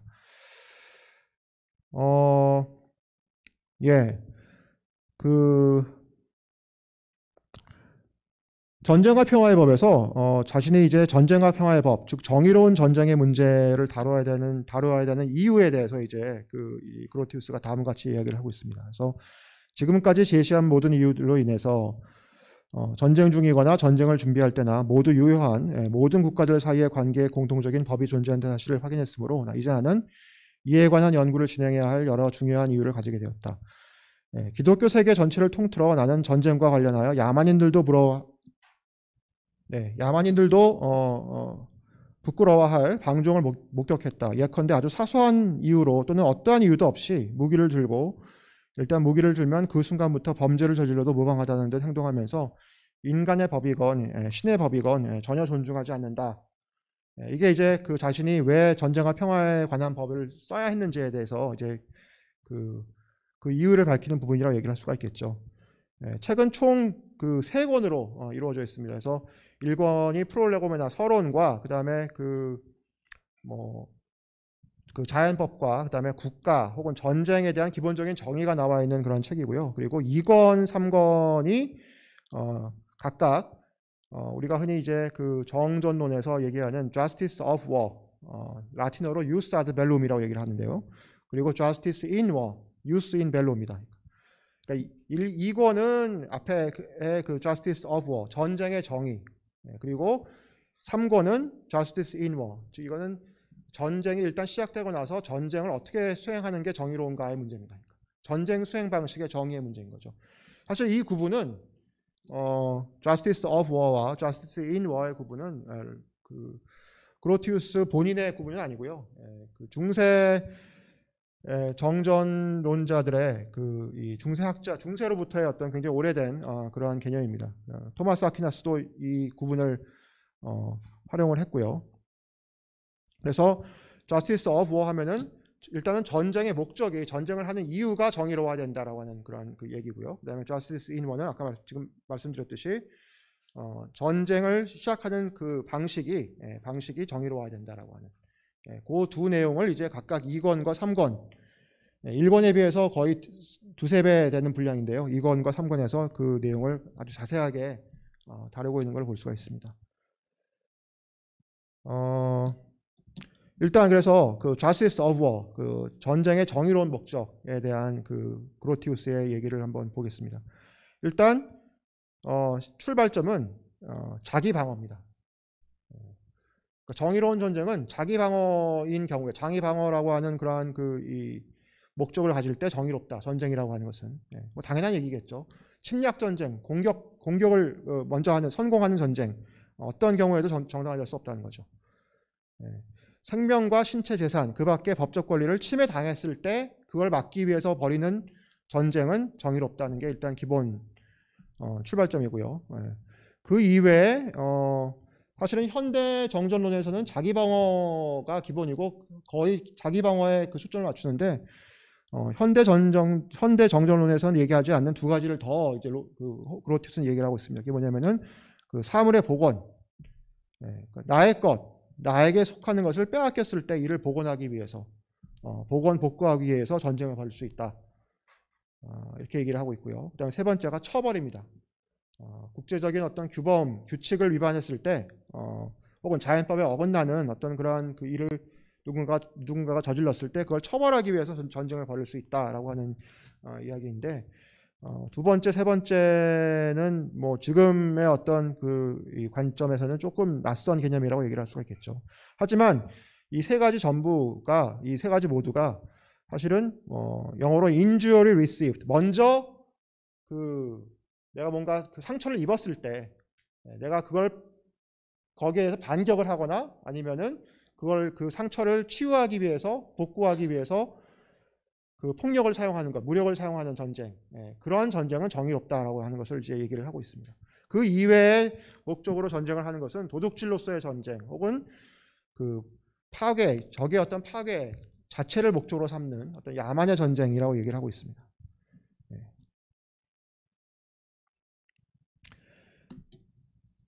자, 그 전쟁 목적이 이렇게 그 명확하게 자연법에 의해서 정의가 되기 때문에 그로티우스는 다음과 같이 얘기를 하고 있습니다.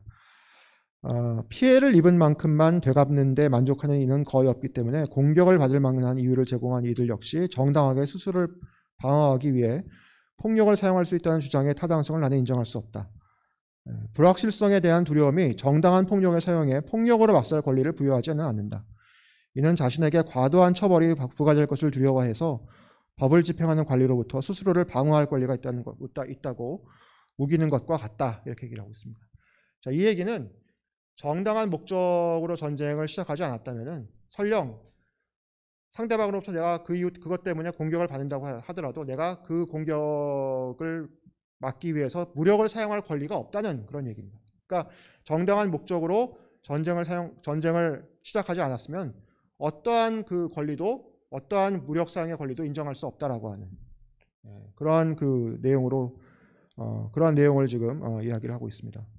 그러니까 자연법에 따르면 이게 원칙이 된다는 거죠. 그러니까 정당한 목적으로 전쟁을 시작하지 않은 사람에게는 아무리 그것이 자신의 어떤 그런 생명과 재산의 보호를 위한 것이라고 하더라도 무력을 사용할 권리가 부여되지 않는다라고 하는 원칙론적인 그러한 얘기를 할 수가 있다는 거죠. 자, 그런데 다만 이제 그 그로티우스는 자연법을 통해서 전쟁을 규제하는 게 중요하다라고 얘기하는 것만큼이나 자연법을 실제 전쟁에, 현실의 전쟁에 적용하는 데는 분명히 한계가 있다는 점도 굉장히 강조를 하고 있습니다. 그래서 뭐 예를 들면 뭐 도덕적 문제에서 수학에서와 같은 확실성을 찾기는 어렵다라고 얘기를 하고 있고요. 의심스러우면 전쟁을 자제하는 것이 최선이다라고 얘기를 하고 있습니다. 그래서 또 정당한 이유만 있으면 바로 전쟁을 선포할 수 있거나 언제든지 그렇게 할 수 있다라고 믿는 것은 잘못된 것이다. 또 상황의 특수성으로 인해서 명백한 권리를 실행에 옮기는 것을 자제하는 것이 바람직할 뿐만 아니라 의무가 되는 경우도 있다. 이런 주장을 하고 있습니다. 그러니까 자연법 앞에서는 굉장히 원칙론적인 이야기를 하고 있지만 실제 전쟁, 현실의 전쟁에서 자연법을 그야말로 문자 그대로 그 적용하는 데에는 그 한계가 있다라고 하는 점도 지적을 하고 있는 것이죠. 그래서 그 맨 밑에 보시면은 원칙적으로는 전쟁 당사자 양편 중에 한 편의 전쟁 목적만이 정의로울 수 있지만, 그렇죠. 전쟁을 하는데 양쪽이 모두 다 정의로운 그 이유에서 전쟁을 한다라고 하는 것은 논리적으로 모순이 되겠죠. 하지만 원칙적으로는 그런데 많은 경우에 불가피한 무지로 인해서 양편 모두의 전쟁 목적이 정당한 것으로 간주해야 되는 경우가 발생을 하고, 이런 경우에는 양편 모두에게 전쟁에서 무력을 행사할 권리가 부여된다라고 함으로써 바로 앞에서 좀 보여드렸던 이 내용과 정반대되는 내용도 얘기를 하고 있습니다. 그러니까 자연법을 통한 그 전쟁의 규율을 얘기하고 있지만 그 한계 역시 굉장히 또 열심히 열정적으로 지적을 하는 그런 모습을 우리가 그로티우스에서 발견을 할 수가 있는 것이죠. 그러니까 어떻게 보면 자연법주의자라고 해서 그로티우스가 현실의 어떤 이 상황을 완전히 무시하고 이상주의적으로 나갔던 그런 인물은 아니었다라고 얘기를 드릴 수가 있겠습니다. 그다음에 그 전쟁 수행 방식, 자연법과 전쟁의 정의로운 수행 방식, 뭐 이런 두 번째 측면에서 얘기를 할 수 있을 것 같은데,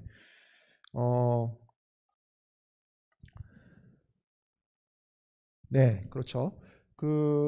이 경우에도 그 자연법의 한계에 대해서 이야기를 하고 있습니다. 그래서 특히 이제 그 만민법이라고 하는 유스겐티움이라고 하는 그 법이 존재하는데, 이게 기본적으로 자연법이 인간 본성에 내재하는 법이라면 만민법은 만들어지는 법입니다. 만들어지는 법이긴 합니다만 사실은 이게 그 인터내셔널 로하고는 오늘날 우리가 국제법이라고 하는 거가 좀 다른 그 개념이죠. 그래서 어쨌든 그 그로티우스의 얘기는 만민법은 자연법이 금지하는 많은 것을 허용하기도 하고 자연법이 허용하는 많은 것을 금지하기도 한다라고 함으로써 역시 자연법이 이 전쟁 방식의 어떤 정당성의 문제에 적용되는데 한계가 있다는 점을 이제 지적을 하고 있습니다. 노예제 얘기를 하고 있는데요. 일단 자연법에서는 노예제가 원칙적으로 금지가 되죠. 왜냐하면 자연법에서 보기에는 인간은 자유로운 존재이기 때문에. 하지만 그 만민법에 따르면은 전쟁에서 패한 자들이 죽거나 아니면은 노예가 되는 두 가지 선택의 기로에 섰을 때 노예가 되는 길을 선택하게 열어주는 게 어떻게 보면 오히려 인간적이다. 이런 이야기를 하고 있습니다. 그러니까 지금의 생각에서 보면은 노예제를 지금 이렇게 인정을 하는 건가라는 생각이 들지만 당시에는 이런 경우들이 그러니까 사실은 노예가 되거나 아니면은 죽임을 당하거나 이런 경우들이 굉장히 많이 있었기 때문에 그런 현실의 어떤 두 선택지에 직면을 했을 때 노예가 되는 길을 열어주는 게 낫다라는 그러한 이야기를 하고 있는 것이죠. 그래서 노예가 되는 것은 가장 비천하고 수치스러운 굴종이지만 올바른 이성에 따르면 생존이 자유보다 훨씬 중요하기 때문에 노예제를 인정을 해야 된다라고 하는 뭐 지금의 시각에서 보면 굉장히 문제가 될 수도 있는, 하지만 다시 한번 그 자연법의 한계를 굉장히 적절하게 지적한 그런 사례라고 얘기를 할 수가 있을 것 같고요. 그다음에 뭐 독살 같은 경우에도 자연법에서는 독살이 허용이 되지만 만민법은 또 금지를 하는, 자연법에서는 전쟁에서 상대방을 살상하는 것이 정당화된다면 그 수단에 관해서는 아무런 제약을 두지 않는데, 만민법에서는 독의 사용이 금지되는 게 맞다. 왜냐하면 이를 허용할 경우에 전쟁이 그만큼 격화될 위험성이 커지기 때문이다라고 얘기함으로써 자연법의 한계를 다시 한번 지적을 하고 있습니다. 네. 그래서 그 이외에도 이 전쟁 수행 방식의 어떤 그 정당성, 정의로운 그 전쟁 수행 방식 관련해서 보시면 이제 라틴어로 템페라멘타, 영어로는 moderation, 절제, 자제를 얘기를 하고 있습니다. 그래서 자연법을 적용한 엄격한 정의와 이의 실제 적용은 구분되어야 된다, 이렇게 얘기를 하고 있고요. 그래서 아무리 정당한 목적이라도, 자연법의 관점에서 봤을 때 정당한 목적이라도 폭력의 사용은 최대한 자제되어야 되는 것이 맞다, 이렇게 얘기를 하고 있습니다. 그래서 특히 여성과 아동, 포로의 대우를 우리가 어떻게 할 것인가, 그리고 파괴와 약탈을 어떻게 자제할 것인가 등등의 어떤 이야기를 하고 있고, 거기에는 이제 소위 말하는 자연법 이외의 어떤 고려가 법과 규칙과 규범의 어떤 그런 적용이 필요하다라는 이야기를 하고 있습니다. 그래서 결론적으로 제가 드릴 수 있는 말씀은 여기까지인데요. 결론적으로 이제 그로티우스 하면은 이제 자연법의 사상가이고, 자연법으로 전쟁을 규제하려고 했던 그러한 사상가다, 이렇게 이야기가 되는데, 일단 제가 첫째 부분에 말씀드린 것은, 그런데 그로티우스의 자연법 개념이 사실은 굉장히 모호한 부분을 가지고 있고, 오늘날 이 학자들 사이에서 그 자연법을 어떻게 해석할 것인가를 두고 계속해서 지금 논쟁이 벌어지고 있다. 그 논쟁은 지금도 진행 중이다라는 말씀을 드렸고요. 그리고 그 자연법을 정의로운 전쟁의 문제에, 정전론의 문제에 적용을 시켰을 때 한편으로는 자연법을 통해서 전쟁을 규제해야 한다라고 주장을 하면서, 다른 한편으로는 그런데 그 자연법만 가지고 전쟁을 규제하기에는 부족한 점이 많기 때문에 다른 법이나 규칙이나 아니면 다른 좀 더 실제적인 고려에 의해서 그 자연법의 적용이 제한되고 조금 절제되는 그런 노력이 필요하다라는 그러한 이야기를 하고 있다라는 점을 말씀을 드리겠습니다. 그래서 어떤 학자는 기본적으로 이 전쟁과 평화의 법이라고 하는 그 책을 다 읽고 나서 독후감으로 나는 그로티우스가 굉장히 경박한 그런 학자로 생각한다. 심지어는 그 책의 내용을 보면은 아직도 어렸을 때 프랑스의 앙리 사사에게서 홀란드의 기적이라고 하면서 그런 얘기를 들으면서 이제 우쭐대던 그런 조숙한 천재의 치기가 엿보인다, 이런 평가도 있습니다. 그래서 그 정도로 어떻게 보면은 책이 모든 얘기를 다 하고 있는, 도대체 이 사람이 무슨 얘기를 하려고 하는지가 굉장히 혼란스러운 그런 인상을 받을 수 있는 그런 책임에도 불구하고, 또 다른 한편으로 생각하면 그만큼 다양한 얘기를 지금 하고 있고요. 그래서 이후에 다양하게 활용할 수 있는 그런 방안을, 가능성을 또 제공해 준 사상가가 아닌가라는 생각을 해볼 수가 있을 것 같습니다. 지금부터 2부 진행을 하도록 하겠습니다. 제가 어제 저녁에는 전쟁을 강의하고 지금 여기 와서는 또 자연법 사회를 보고 있습니다. 앞에서 우리 원장님께서도 말씀하셨는데, 현대 사회가 복잡해지다 보니까 우리가 지금 다루고 있는 게 굉장히 다양해져 있죠. 그래서 우리 강의 후반부에서 김중석 교수님께서도 이 자연법에 따른 정당한 전쟁 이론이 과연 현실에서 어떻게 적용이 될까에 대해서는 그로티우스 본인이 조금 부정적으로 표현했던 부분들을 말씀해 주셨습니다. 그럼에도 불구하고 현대 응용 윤리에서 정당한 전쟁 이론을 이야기할 때 이 그로티우스의 자연법 사상이 그대로 반영이 많이 되고 있는 것 같습니다. 현대 그 정의로운 전쟁 이론에서 이야기하는 정의로운 전쟁의 첫 번째 조건이 정당한 정권에 의해서 시작되어져야 된다. 그러니까 테러 단체나 정당하지 않게 정권을 잡은 사람들이 전쟁을 시작하는 것은 정의롭지 못한 전쟁의 출발이다라고 이야기하고, 바로 두 번째 달아서 이야기하는 것이 먼저 공격하는 것은 정의롭지 못하고, 내가 상대에게 공격을 받아서 피해를 입었을 때 나를 지키기 위한 방편으로, 그러니까 우리나라를 지키기 위한 방편으로 전쟁을 개시하는 것이 정당하다. 이렇게 이제 정당한 전쟁 이론의 두 번째 항목인데, 오늘 우리가 봤던 이 자연법 사상에서 그대로 드러나고 있는 부분인 것 같습니다. 네, 그래서 오늘 우리 여기 플로어에 계신 우리 시민들께서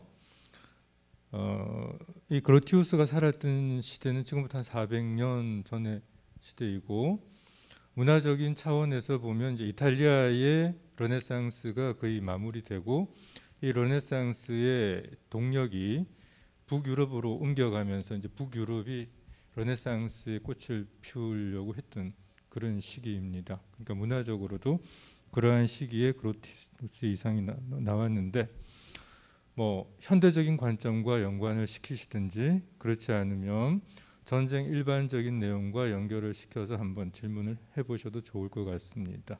자, 우선 우리 서면으로 질문 온 게 있어서 이건 먼저 다루고요. 플로어에 계신 시민들 질문 받도록 하겠습니다. 김명희님께서 보내오셨는데 질문이 많습니다. 6개인데 제가 2개씩 끊어서 질문을 드려보도록 할게요. 첫 번째, 우리 오늘 강의할 때 나왔죠. 그로티우스가 관용론자 입장에 섰다가 정치적인 실각을 하게 됐다고 그랬는데, 이 관용론자의 정의가 무엇인가, 첫 번째. 그리고 두 번째, 우리나라에도 자연법을 추구하고 있나요? 네, 우선 2가지 한번 답변 부탁드립니다.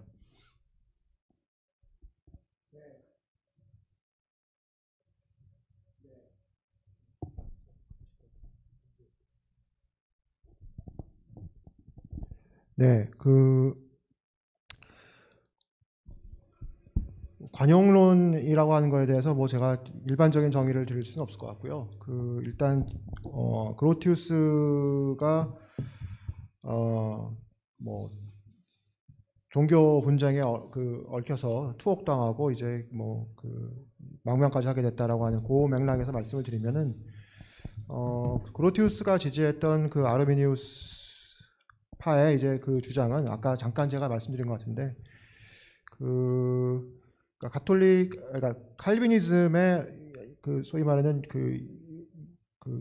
소위 말 예정설이라고 보통 얘기를 하죠. 우리가 어떻게 보면 우리의 기독교인의 어떤 기독교인이 이제 사후에 뭐 구원을 받을 것인가 안 받을 것인가라고 하는 것은 이미 다 어떻게 보면은 그 사람이 태어나기 전에 이미 결정이 돼 있다라고 하는 예정설을 조금 완화한 게 이제 아르미니우스파의 생각이었던, 주장이었던 것 같습니다. 그리고 그렇게 되는 경우에 아르미니우스파의 주장이 소위 말하는 이제 칼비니즘이 이제 그렇게 반대했던 가톨릭의 어떤 주장으로 이제 조금 근접하는 부분이 있기 때문에 아마 그래서 이제 이 관용론이라고 하는, 그러니까 관용론이라고 하는 그런 표현이 쓰였던 것 같고요.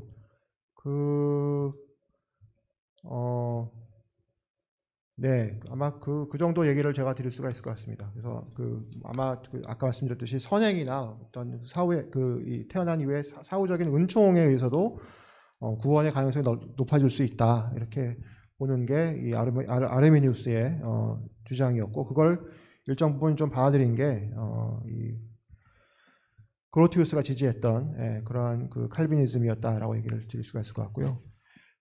우리나라도 자연법을 추구하고 있나요? 라고 하는 질문, 굉장히 어려운 질문인 것 같습니다. 일단 아까 제가 자연법이 특히 국제 문제에서 자연법이 무엇인가라고 얘기할 때 가장 쉽게 떠올릴 수 있는 게 인권이라고 말씀드렸는데, 국제 인권이겠죠. 예, 국제 인권이라고 말씀드렸는데, 그 국제 인권의 문제에 이제 한국이 어떤 태도를 취하느냐, 아마 거기에 의해서 이제 한국이 과연 자연법을 추구하고 있는지, 그렇지 않은지가 아마 결정이 될 수가 있을 것 같고요. 이건 이렇다 저렇다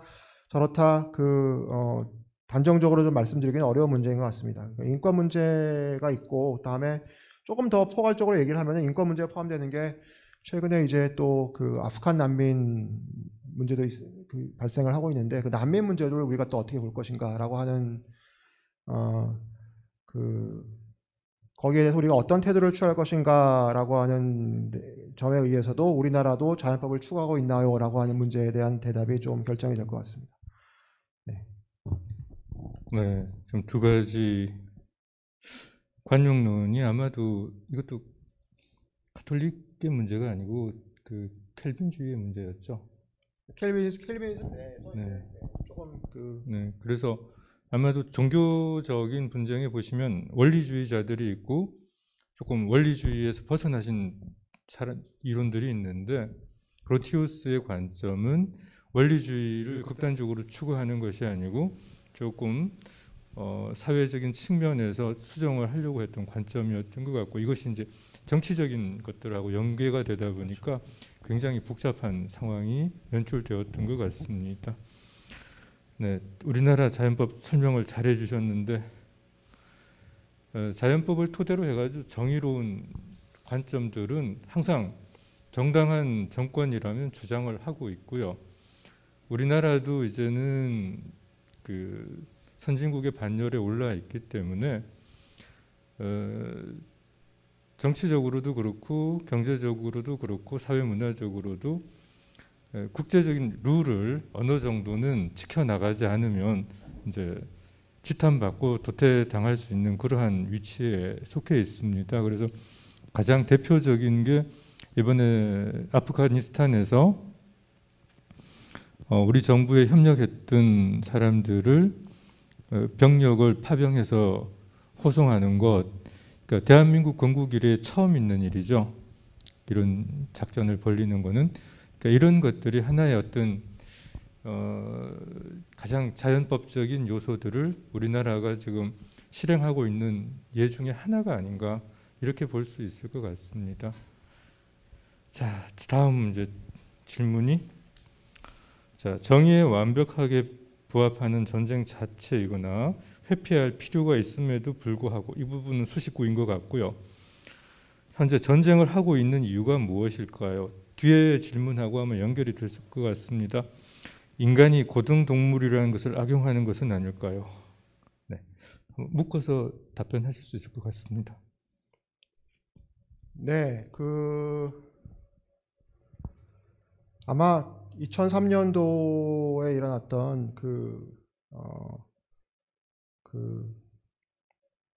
이라크 전쟁을 우리가 한번 생각해 볼 필요가 있을 것 같습니다. 이라크 전쟁 누가 봐도 사실은 미국이 테러리즘을 뿌리 뽑겠다는 이유 때문에 먼저 이제 이라크를 공격을 한 것이고,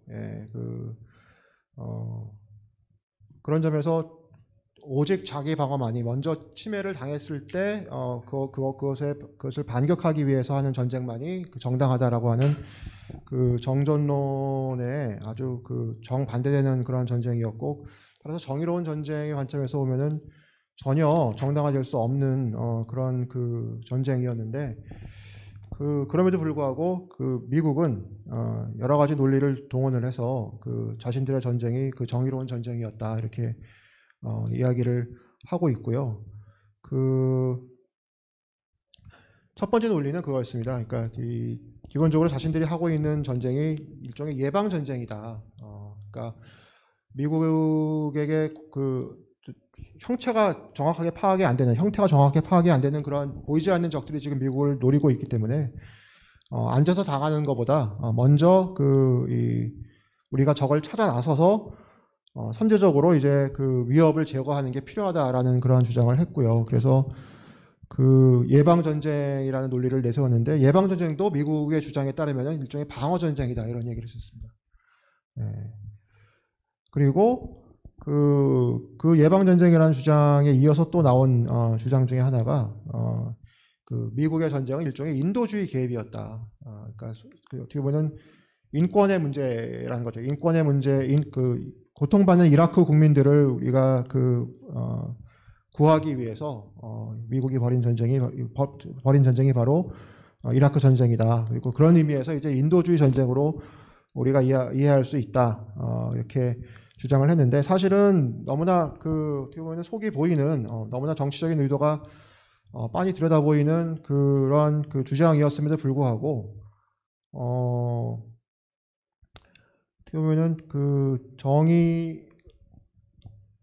그냥 현실주의적으로 우리는 뭐 그래 미국의 국익을 위해서 미국의 어떤 안보를 위해서 전쟁을 했다 이렇게 이야기하지 않고 어쨌든 예방 전쟁이었고 그건 일종의 방어 전쟁으로 볼 수가 있고 혹은 인권을 위한 그러니까 궁극적으로는 자연법에 근거를 둔 인권을 위한 인도주의적인 개입이었다 이런 인도주의적인 전쟁이었다 이렇게 주장한다고 하는 것 자체가 어떻게 보면은 이 미국과 같은 강대국도 일방주의적으로 얼마든지 행동할 수 있는 미국과 같은 강대국도 어떻게든 이런 정의로운 전쟁의 어떤 논리를 활용을 해서 자신들의 행동을 좀 옹호하고자 했던 것이 아닌가 이런 생각을 해볼 수가 있고요. 예. 네, 뭐 질문이 아마 취지가 아마 그런 것이 아니었을까 싶습니다. 네. 네. 저도 옆에서 질문 내용 보면서 과연 인간이 고등 동물이라는 것을 악용해서 전쟁을 하는 것이 아닌가. 그것보다 제가 흘려들은 말 중에 지구상에 인류가 등장하고 나서 전쟁이 존재하지 않은 날은 한 9일 정도밖에 되지 않는다. 이런 이야기를 들은 적이 있습니다. 그러니까 적어도 역사시대 이후 5,000년 동안 인류에게 전쟁이 그친 날은 거의 없다라고 보면 맞다라는 얘기죠. 지구상 어딘가에서는 전쟁이 있었다라는 얘기인데 그만큼 인간에게 있어서 전쟁이라는 것은 어떻게 보면 피할 수 없는 하나의 요식 행위일 수도 있을 것 같습니다. 그런데 고대 사회 같은 경우는 전쟁이라는 게 굉장히 잔인한 부분들이죠. 앞에서 뭐 전쟁 포로에 대한 예우 문제, 그다음 노예 문제 이런 이야기들이 강연 중에 나왔는데 원래 전쟁은 우리 마을에서 다른 마을에 전쟁을 하고 이겼으면 어떡하나요? 진 쪽에 모든 것을 취하는 겁니다. 사람들은 노예로 부리거나 팔고 재물은 내 걸로 가지는 게 전쟁의 출발이었는데 이제 문명화되면서 이런 것들이 점점점 정화되기 시작해서 오늘날 전쟁 포로들을 노예로 판매하거나 이렇게 하면은 큰일 나죠. 그래서 어느 정도 이제 법으로 이런 것들을 규제하는 그런 시기가 좀 되어가고 있는 것 같고요. 방금 미국의 예를 들어주셨는데 초강대국인 미국도 전쟁을 하려고 할 때 그냥 함부로 못한다는 얘기죠. 국제연합이나 다른 국가들의 눈치를 봐야 되고 그 눈치를 본다는 건 뭔가 하면 우리의 전쟁은 정의로운 전쟁이다라는 주장을 정당화시키려고 전쟁을 하기 전에 미리 사전 포석을 하고 전쟁을 시작을 합니다. 이제 이런 의미에서 보면 이제 20세기 후반 2차 세계대전을 경험하고 나서 전쟁을 치르는 것에 있어서 이런 어떤 정당한 전쟁이라는 대한 생각들이 어느 정도는 이제 정립되어지는 그런 시기인 것 같습니다. 물론 이제 표면적으로 그렇다는 얘기고 이 전쟁의 이면은 또 추악한 부분들이 분명히 자리하고 있죠. 그렇지만은 20세기 이후부터는 이 전쟁이라는 것이 적어도 드러나는 측면에서는 어떤 이런 자연법적인 토대를 한 정의로운 전쟁의 이론을 지켜가려고 노력을 하는 것 같습니다. 그 손자병법 1장이 시계편인데 첫 문장이 전쟁은 나라의 운명을 결정하는 중대한 사항이기 때문에 함부로 결정해서는 안 된다. 이렇게 시작을 합니다. 그래서 인류사가 점점 발전하는 과정에서 전쟁이라는 것이 이제 그만큼 규제를 받고 또 어떤 절차들을 거치려고 노력을 하는 방향으로 나가는 것 같습니다. 그렇다고 해서 전쟁의 어떤 폐해가 줄어든 건 아니죠. 여기 정의로운 전쟁 이론에 보면 먼저 맞고 시작해야 정의롭죠. 근데 원자폭탄은 맞으면 시작할 힘이 없어집니다. 자, 김명희 선생님의 그 마지막 질문. 무력 전쟁이 아니라도 이기려고 애쓰는 것도 전쟁이라고 생각하는데 그런 의미에서 평화와 전쟁은 공존하면서 살고 있는 것이 아닐까요? 네. 전쟁을 상당히 넓은 의미로 볼 수 있지 않느냐 이런 말씀인데요. 네,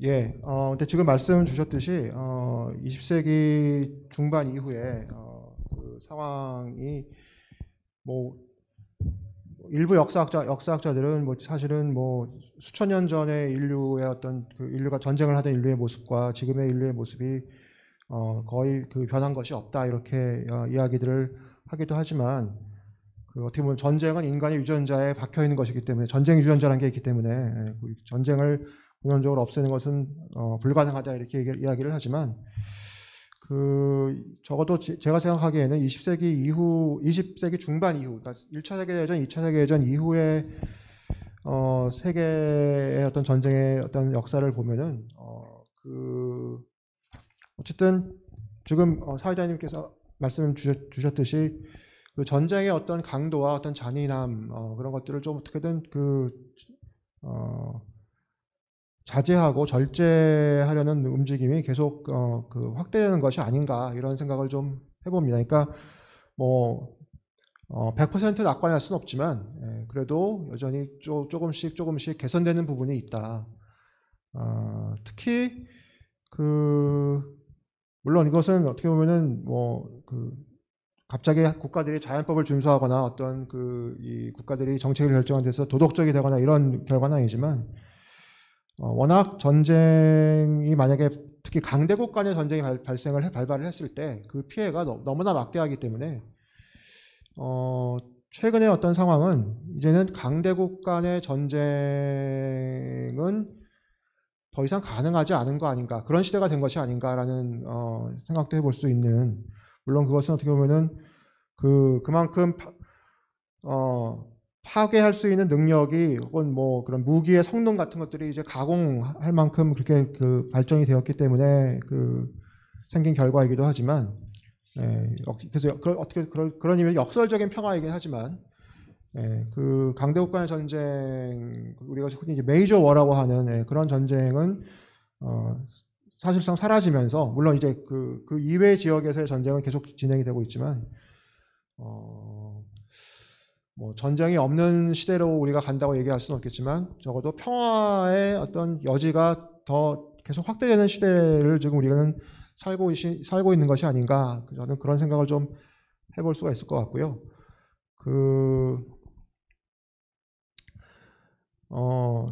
지금 뭐 미국과 중국 간의 전략 경쟁 얘기를 하면서 일부에서는 뭐 투키디데스 트랩이니 이런 얘기를 하고 그래서 미국과 중국이 저렇게 계속 부딪히다가는 언젠가는 정면으로 충돌하는 날이 올 것이다 이렇게 얘기를 하고 있고 그 와중에 한국은 또 SLBM이나 뭐 항공모함 같은 그런 첨단 무기들을 개발을 해서 북한에 대해서뿐만 아니라 이제 뭐 중국과 일본에 대해서도 나름 입지를 굳히겠다 뭐 이런 여러 가지 정말 전쟁에 대비하는 여러 가지 이 조치들을 움직임들을 보이고 있는데 그럼에도 불구하고 저는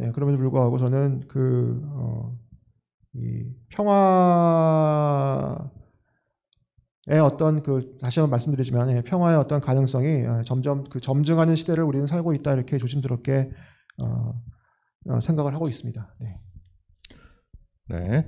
자, 우선 우리 플로어에 계신 시민분들 질문 받아보도록 하겠습니다. 손 들고.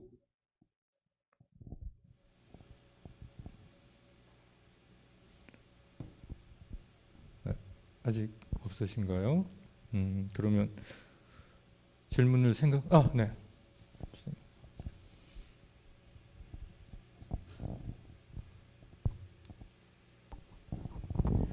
예, 교수님의 좋은 강의 감사드립니다. 이번 시간을 통해서 휴고 그루티우스라는 인물을 안 것만으로도 큰 배움이고 또 소득이었다고 생각합니다. 감사합니다. 질문이 조금 반복될 수도 있지만은 또 질문을 드리면은 아까 말씀하신 대로 이 시대 또 고대와 또 다르게 지금은 또 전쟁의 양상이 또 달라지고 또 복잡해지고 그런 면이 있습니다. 우리 흔히 뭐 테러라고도 할 수 있는 것도 있고 또 사이버 공간에도 여러 가지 그것도 있고 이런 복잡해진 전쟁 양상 속에서도 이분의 주장이 유효할 수 있는지 하나 여쭙고 싶고요. 두 번째는 이걸 어떻게 정리하면 될지 모르겠는데 그냥 단순한 생각에 전에 전쟁은 뭔가 좀 숨기고 속이면은 사람들이 많이 좀 이렇게 호도되는 경향이 있었는데 지금은 저희가 흔히 이제 뭐 미디어의 발달로 개인 어떤 SNS라든지 여러 가지 굉장히 오픈되는 경향이 강한데 그럼에도 불구하고 전쟁이 줄어들지 않는 것, 그러니까 숨길 수 없는 상황임에도 불구하고 오히려 더 좀 대놓고 뻔뻔해지는 그런 경향. 예를 들어서 우리가 뭐 미얀마 사태 이런 것도 뻔히 어떤 사실을 보이는데도 그런 걸 대놓고 부정한다든지 또는 여러 가지 뭐 테러라든지, 물론 이제 드물게 얼마 전에는 미국은 또 자신들의 오폭입니까? 오폭을 인정하고 사과하는 일도 있었습니다만 그런 건 아주 명명백백하니까 이제 드물게 그 있는 거고, 우리 단순 생각에는 굉장히 세상이 오픈되고 소통이 되면은 이런 게 줄어들 것 같은데 오히려 이런 것이 줄어들지 않고 더 늘면서 왜 이럴까 그런 생각이 드는데 이건 또 어떻게 생각하시나 한번 여쭙고 싶습니다. 질문 두 가지입니다. 과연 자연법 사상이 현대에도 유효할 것인가? 첫 번째. 두 번째, 이제 각종 미디어 때문에 상황이 굉장히 잘 전달되고 시민들이 이해를 하고 있는데도 불구하고 이러한 어떤 잔악한 또는 비합법적인 행위들이 일어나는 이유가 도대체 뭘까요? 네. 네, 지금 사실은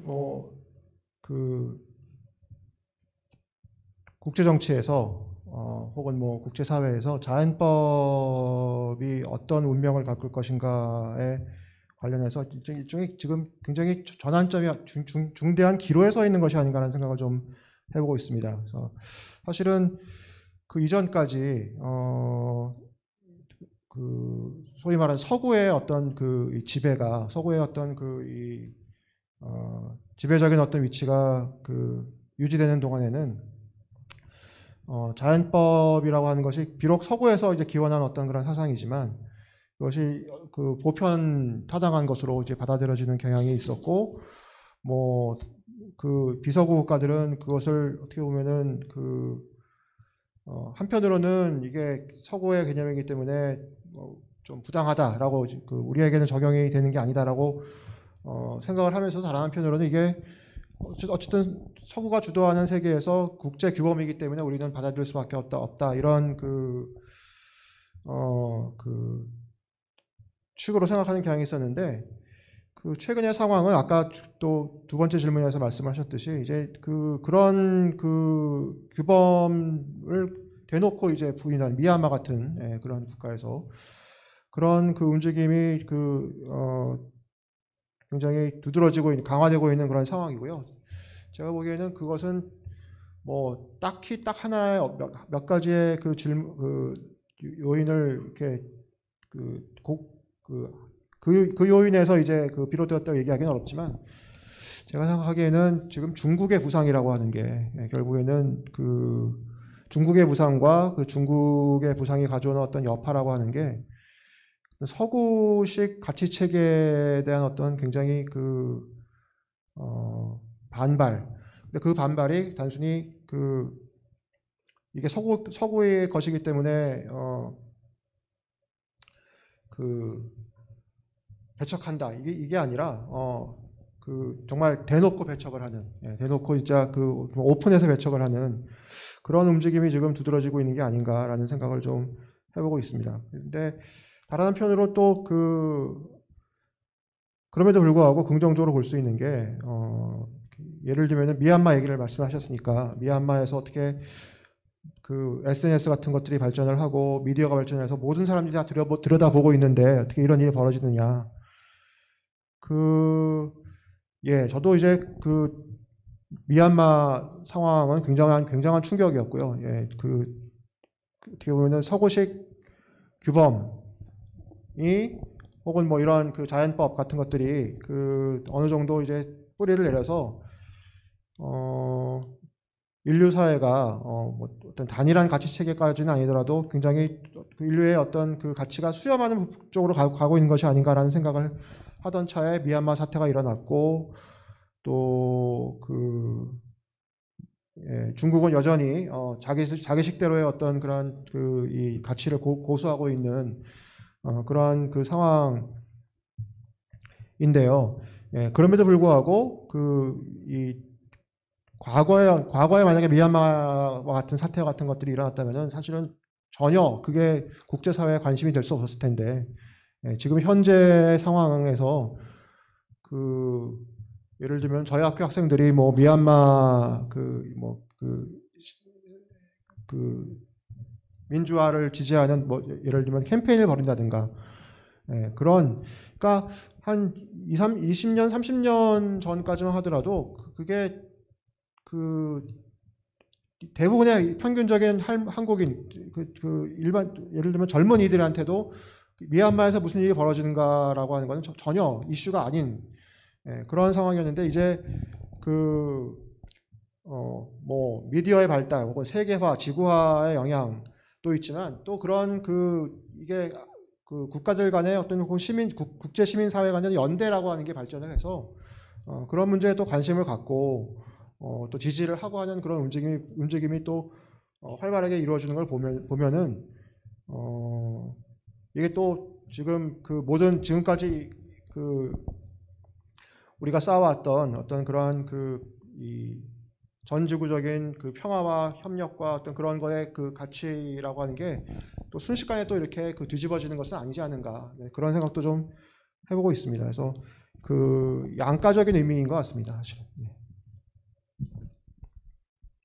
네, 답변 충분하나요? 네, 혹시 다른 분 또 질문 받도록 하겠습니다. 네, 저기 뒤에 계신 선생님.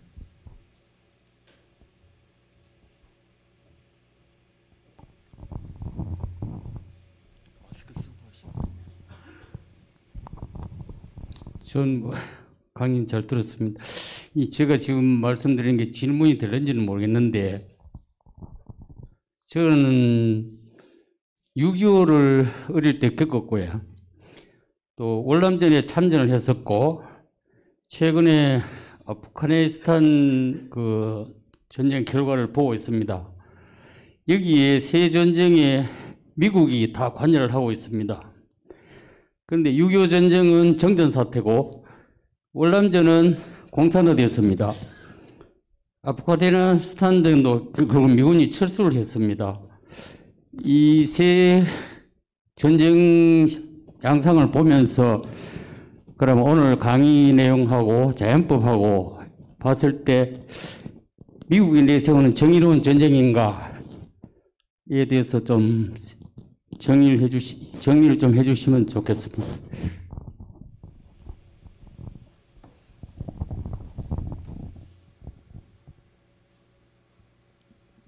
네, 한국 전쟁과 그다음에 베트남 전쟁 그리고 아프가니스탄 전쟁을 말씀을 해주셨는데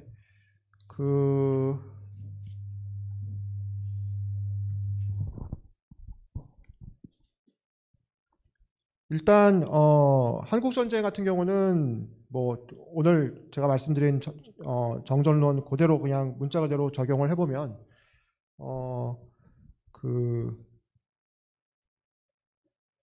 일단 그 북한에 이제 남침이 있었고요. 예, 남침이 있었기 때문에 거기에 대한 어떤 그 자기 방어의 어떤 의미에서 그 한국이 대응을 한 것은 당연히 정당한 대응이었고, 예, 한국의 대응만 가지고는 부족하니까 미국이 이제 그 한국을 지원해서 도와준 것도 역시 그 정당한 지원이었다라고 얘기를 할 수가 있을 것 같습니다. 그리고 뭐 또 덧붙여서 말씀드릴 수 있는 거는 그 한국 전쟁의 결과가 물론 이 정전으로 끝이 나긴 했지만, 휴전으로 끝이 나긴 했지만, 사실은 베트남 전쟁이나 아니면은 그 아프간 전쟁하고는 좀 상황이 그 케이스가 다른 게 아닌가라는 생각을 해보는 게, 한국 전쟁 같은 경우는 어쨌든 뭐 휴전이라고 하는 것은 뭐 적어도 비겼다는 의미고요. 예, 그리고 그 이후에 한국의 어떤 발전 상황을 보면 미국의 개입이 결코 이렇게 그 베트남 전쟁이나 아니면 아프간 전쟁처럼 이렇게 헛된 것은 아니었다라는 그런 생각을 해볼 수가 있을 것 같습니다. 그리고 그 베트남 전쟁 같은 경우는 어떻게 보면 이 세 전쟁 중에서는 제일 그 정당성이 떨어지는, 미국의 입장에서 봤을 때 그런 그 전쟁인 것 같고요. 뭐 미국으로서도 뭐 물론 할 말이 있겠죠. 예, 그 공산화 공산화를 막기 위해서 만약에 베트남이 공산화되면은 일종의 도미노 현상 때문에 일어나서 동남아시아와 아시아 혹은 뭐 비서구권이 이 공산화의 어떤 그 도미노가 일어날 것이다 이렇게 생각을 했고, 그래서 미국이 개입한 측면이 있는데 뭐 그런 그 주장의 설득력이 그렇게 크지는 않다고 보여지고요. 그래서 그 베트남 전쟁 같은 경우에는 확실히 문제가 있는 그러한 개입이었다. 이렇게 굳이 이제 세 전쟁을 비교하자면 그렇게 말씀드릴 수 있을 것 같고요. 그 아프가니스탄 전쟁 같은 경우에도 뭐 결과적으로는 뭐 저도 이렇게 아프가니스탄을 쉽게 포기를 하고 그다음에 그 거의 20년 가까이 벌인 전쟁을 벌였음에도 불구하고 그렇게 또 짧은 시일 내에 그 탈레반 정권이 그 세력을 회복하는 것에 대해서 굉장히 놀랐는데요. 예. 결과적으로는 뭐 어떻게 보면 미국의 그 실패, 아주 비참한 실패라고 얘기를 할 수가 있겠지만, 그 애초에 미국이 그 아프간 전쟁을 시작한 것은 뭐 물론 저희가 그 정확한 증거를 일일이 다 확인할 수 없겠지만 적어도 미국의 주장에 따르면, 그리고 사실은 그 미국의 주장이 상당히 그 사실에 가까운 것으로 보입니다. 미국의 주장은 그 9.11 테러를 일으킨 그 알카에다라고 하는 그 테러 집단을 뭐 보호해주고 있던 그 근거지를 제공해주던 그 세력이 탈레반이었고, 그 탈레반에 대한 어떤 공격은 어떻게 보면 그 미국의 입장에서 보면 일종의 자기 방어로서의 어떤 전쟁이었다라는 측면도 분명히 있는 것 같습니다. 아까 말씀드렸던 이라크 전쟁은 그런 식으로 정당화되기 어려운데, 그에 반해서 아프간 전쟁 같은 경우에는 분명히 그런 식으로 그 정당화될 수 있는 부분이 있다라는 생각이 들고요. 다만 이제 워낙 미국이라고 하는 국가의 그 군사력과 탈레반의 군사력이 비대칭적이기 때문에 이게 과연 정당한 전쟁이었느냐 이런 의심이 드실 수가 있는데, 그 최초의 시작의 이유는 지금 말씀드린 그 이 정당한 전쟁의 목적이 아니었나 그렇게 생각하고 있습니다. 네. 자, 일단 잠시만요. 질문 있는 분 다 한번 손 들어 주시겠습니까? 제가 순서를 정해서 질문을 받도록 하겠습니다. 지금 한 분만 계신가요? 네, 그럼 오늘 이 강의의 마지막 질문으로 받도록 하겠습니다. 예, 오늘 강의 잘 들었습니다. 예. 오늘 연재가 자연법으로 전쟁을 규제할 수 있는가 이런데, 그 제목을 보면은 자연법으로도 전쟁을 규제할 수 가능성이 있다 이런 것을 내포하고 있다고 보는데요. 제가 생각하기로는 자연법이 양심 범주에 속하는 거로 생각되는데 과연 그러면 어떻게 자연법을 확대 해석해야지 전쟁을 규제할 수 있는 가능성을 찾을 수 있을까? 그런 의문이 생겼습니다. 거기에 대해서 좀 부탁합니다. 자연법으로 전쟁을 제어할 수 있는 가능성이 어디에 있을까? 예, 사실은 자연법이 과연 존재하는가 자체가 사실은 의문이 들 수 있는 부분입니다. 그리고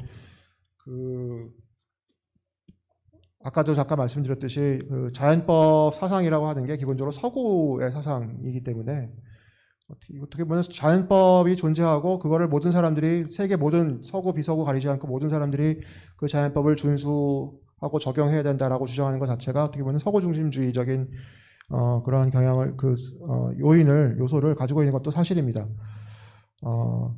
그런데 아까 제가 잠깐 말씀드렸듯이 전쟁 목적의 어떤 정당성 제가 말씀드렸을 때 그로티우스뿐만 아니라 서구의 대부분의 이제 정전론자들이 한 목소리를 얘기하는 것은 자기 방어로서의 전쟁만이 정당하다라고 이야기를 했는데 어떻게 보면은 그 명제에 대해서 적어도 저는 딱히 반박할 근거를 찾지 못하겠다라고 하는 게 어떻게 보면은 이 자연법의 어떤 힘이 아닐까라는 그런 생각을 좀 해봤습니다. 그래서 물론 이제 그 자연법으로서의 어떤 자기 방어, 정당한 전쟁 목적으로서의 자기 방어를 확대 해석하는 과정에서 여러 가지 이제 문제가 발생할 수가 있습니다. 예를 들면은 그러면은 아까 얘기했던 예방 전쟁, 미국의 이라크 전쟁을 시작을 하면서 주장했던 예방 전쟁도 자기 방어 차원에서 자기 방어로서의 전쟁으로 우리가 분류를 할 것이냐, 아니면은 예방 전쟁까지는 아니더라도 적의 어떤 공격이 임박해서 이제 우리가 그 적에게 선제 공격에 이점을 주지 않기 위해서 먼저 공격하는 것도 자기 방어로 포함이 될 것이냐. 자기 방어만이 유일하게 이제 정당한 전쟁의 목적이라면은, 예를 들면은 인도주의적인 어떤 목적에서 전쟁을 벌이는 것. 아주 일부의 의견이긴 하지만 미얀마에 대한 인도주의 개입이 필요하다, 인도주의적인 전쟁이 필요하다, 이런 목소리도 있었는데요. 그 인도주의 개입으로서의 전쟁은 그럼 자기 방어로서의 전쟁과 어떤 관계를 가지느냐, 이제 그런 문제들이 이제 발생을 할 수가 있습니다. 그런 여러 가지 이제 문제들이 있긴 하지만, 그럼에도 불구하고 자기 방어라고 했을 때 그게 어떤 뭐라고 할까요? 그러니까 즉자적인, 동의를, 상당한 즉자적인 동의를 낼 수 있는 어떤 그런 주장이라고 하는 사실 자체가 어떤 다시 말씀드리지만 자연법의 어떤 존재를 간접적으로 증명하는 그런 것이 아닌가, 그렇게 생각을 해볼 수가 있을 것 같습니다. 네, 방금 김준석 교수님 말씀을 잠깐 첨가하자면, 우리 발표문 5페이지에 이렇게 적어주신 부분이 있네요. 자연법의 역할은 각자가 타인의 몫을 존중함으로써 기본적인 사회 질서가 순조롭게 유지되도록 하는데 한정되는 것이 가장 바람직하다, 이렇게 적어 놓으셨는데, 지구상에 자연에는 선이 없죠. 경계를 구분하는 이 선은 인간이 그어놨습니다. 그리고 여전히 국제사회는 힘의 논리가 지배하고 있죠.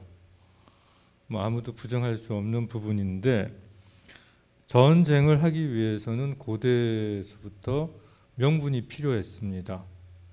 그래서 이 명분을 쌓기 위해서 의도적으로 여러 가지 정치 공작을 하기도 하고 명분을 찾아내려고 노력을 하기도 하고, 그런데 현대 사회에서는 이런 명분이라는 용어보다는 정당성이라는 용어로 이것을 바꿨지만, 역시 고대나 지금이나 크게 달라진 건 없는 것 같죠.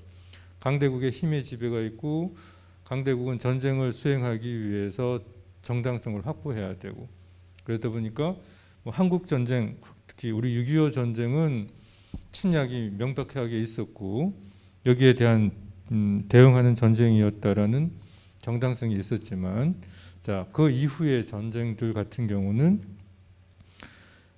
전쟁을 수행했던 강대국들의 정당성이 과연 정당할 수 있을 것인가? 전쟁을 수행했던 나라들은 충분한 그 정당성을 확보하기 위해서 다양한 노력들을 하고 전쟁을 시행을 했지만 과연 그것이 그 전쟁의 정당성을 확보해 줄 수 있을 것인가? 이제 이 문제는 우리 김중석 교수님 말씀하신 것처럼 다양하게 지금 논의가 되고 있는 상황이고요.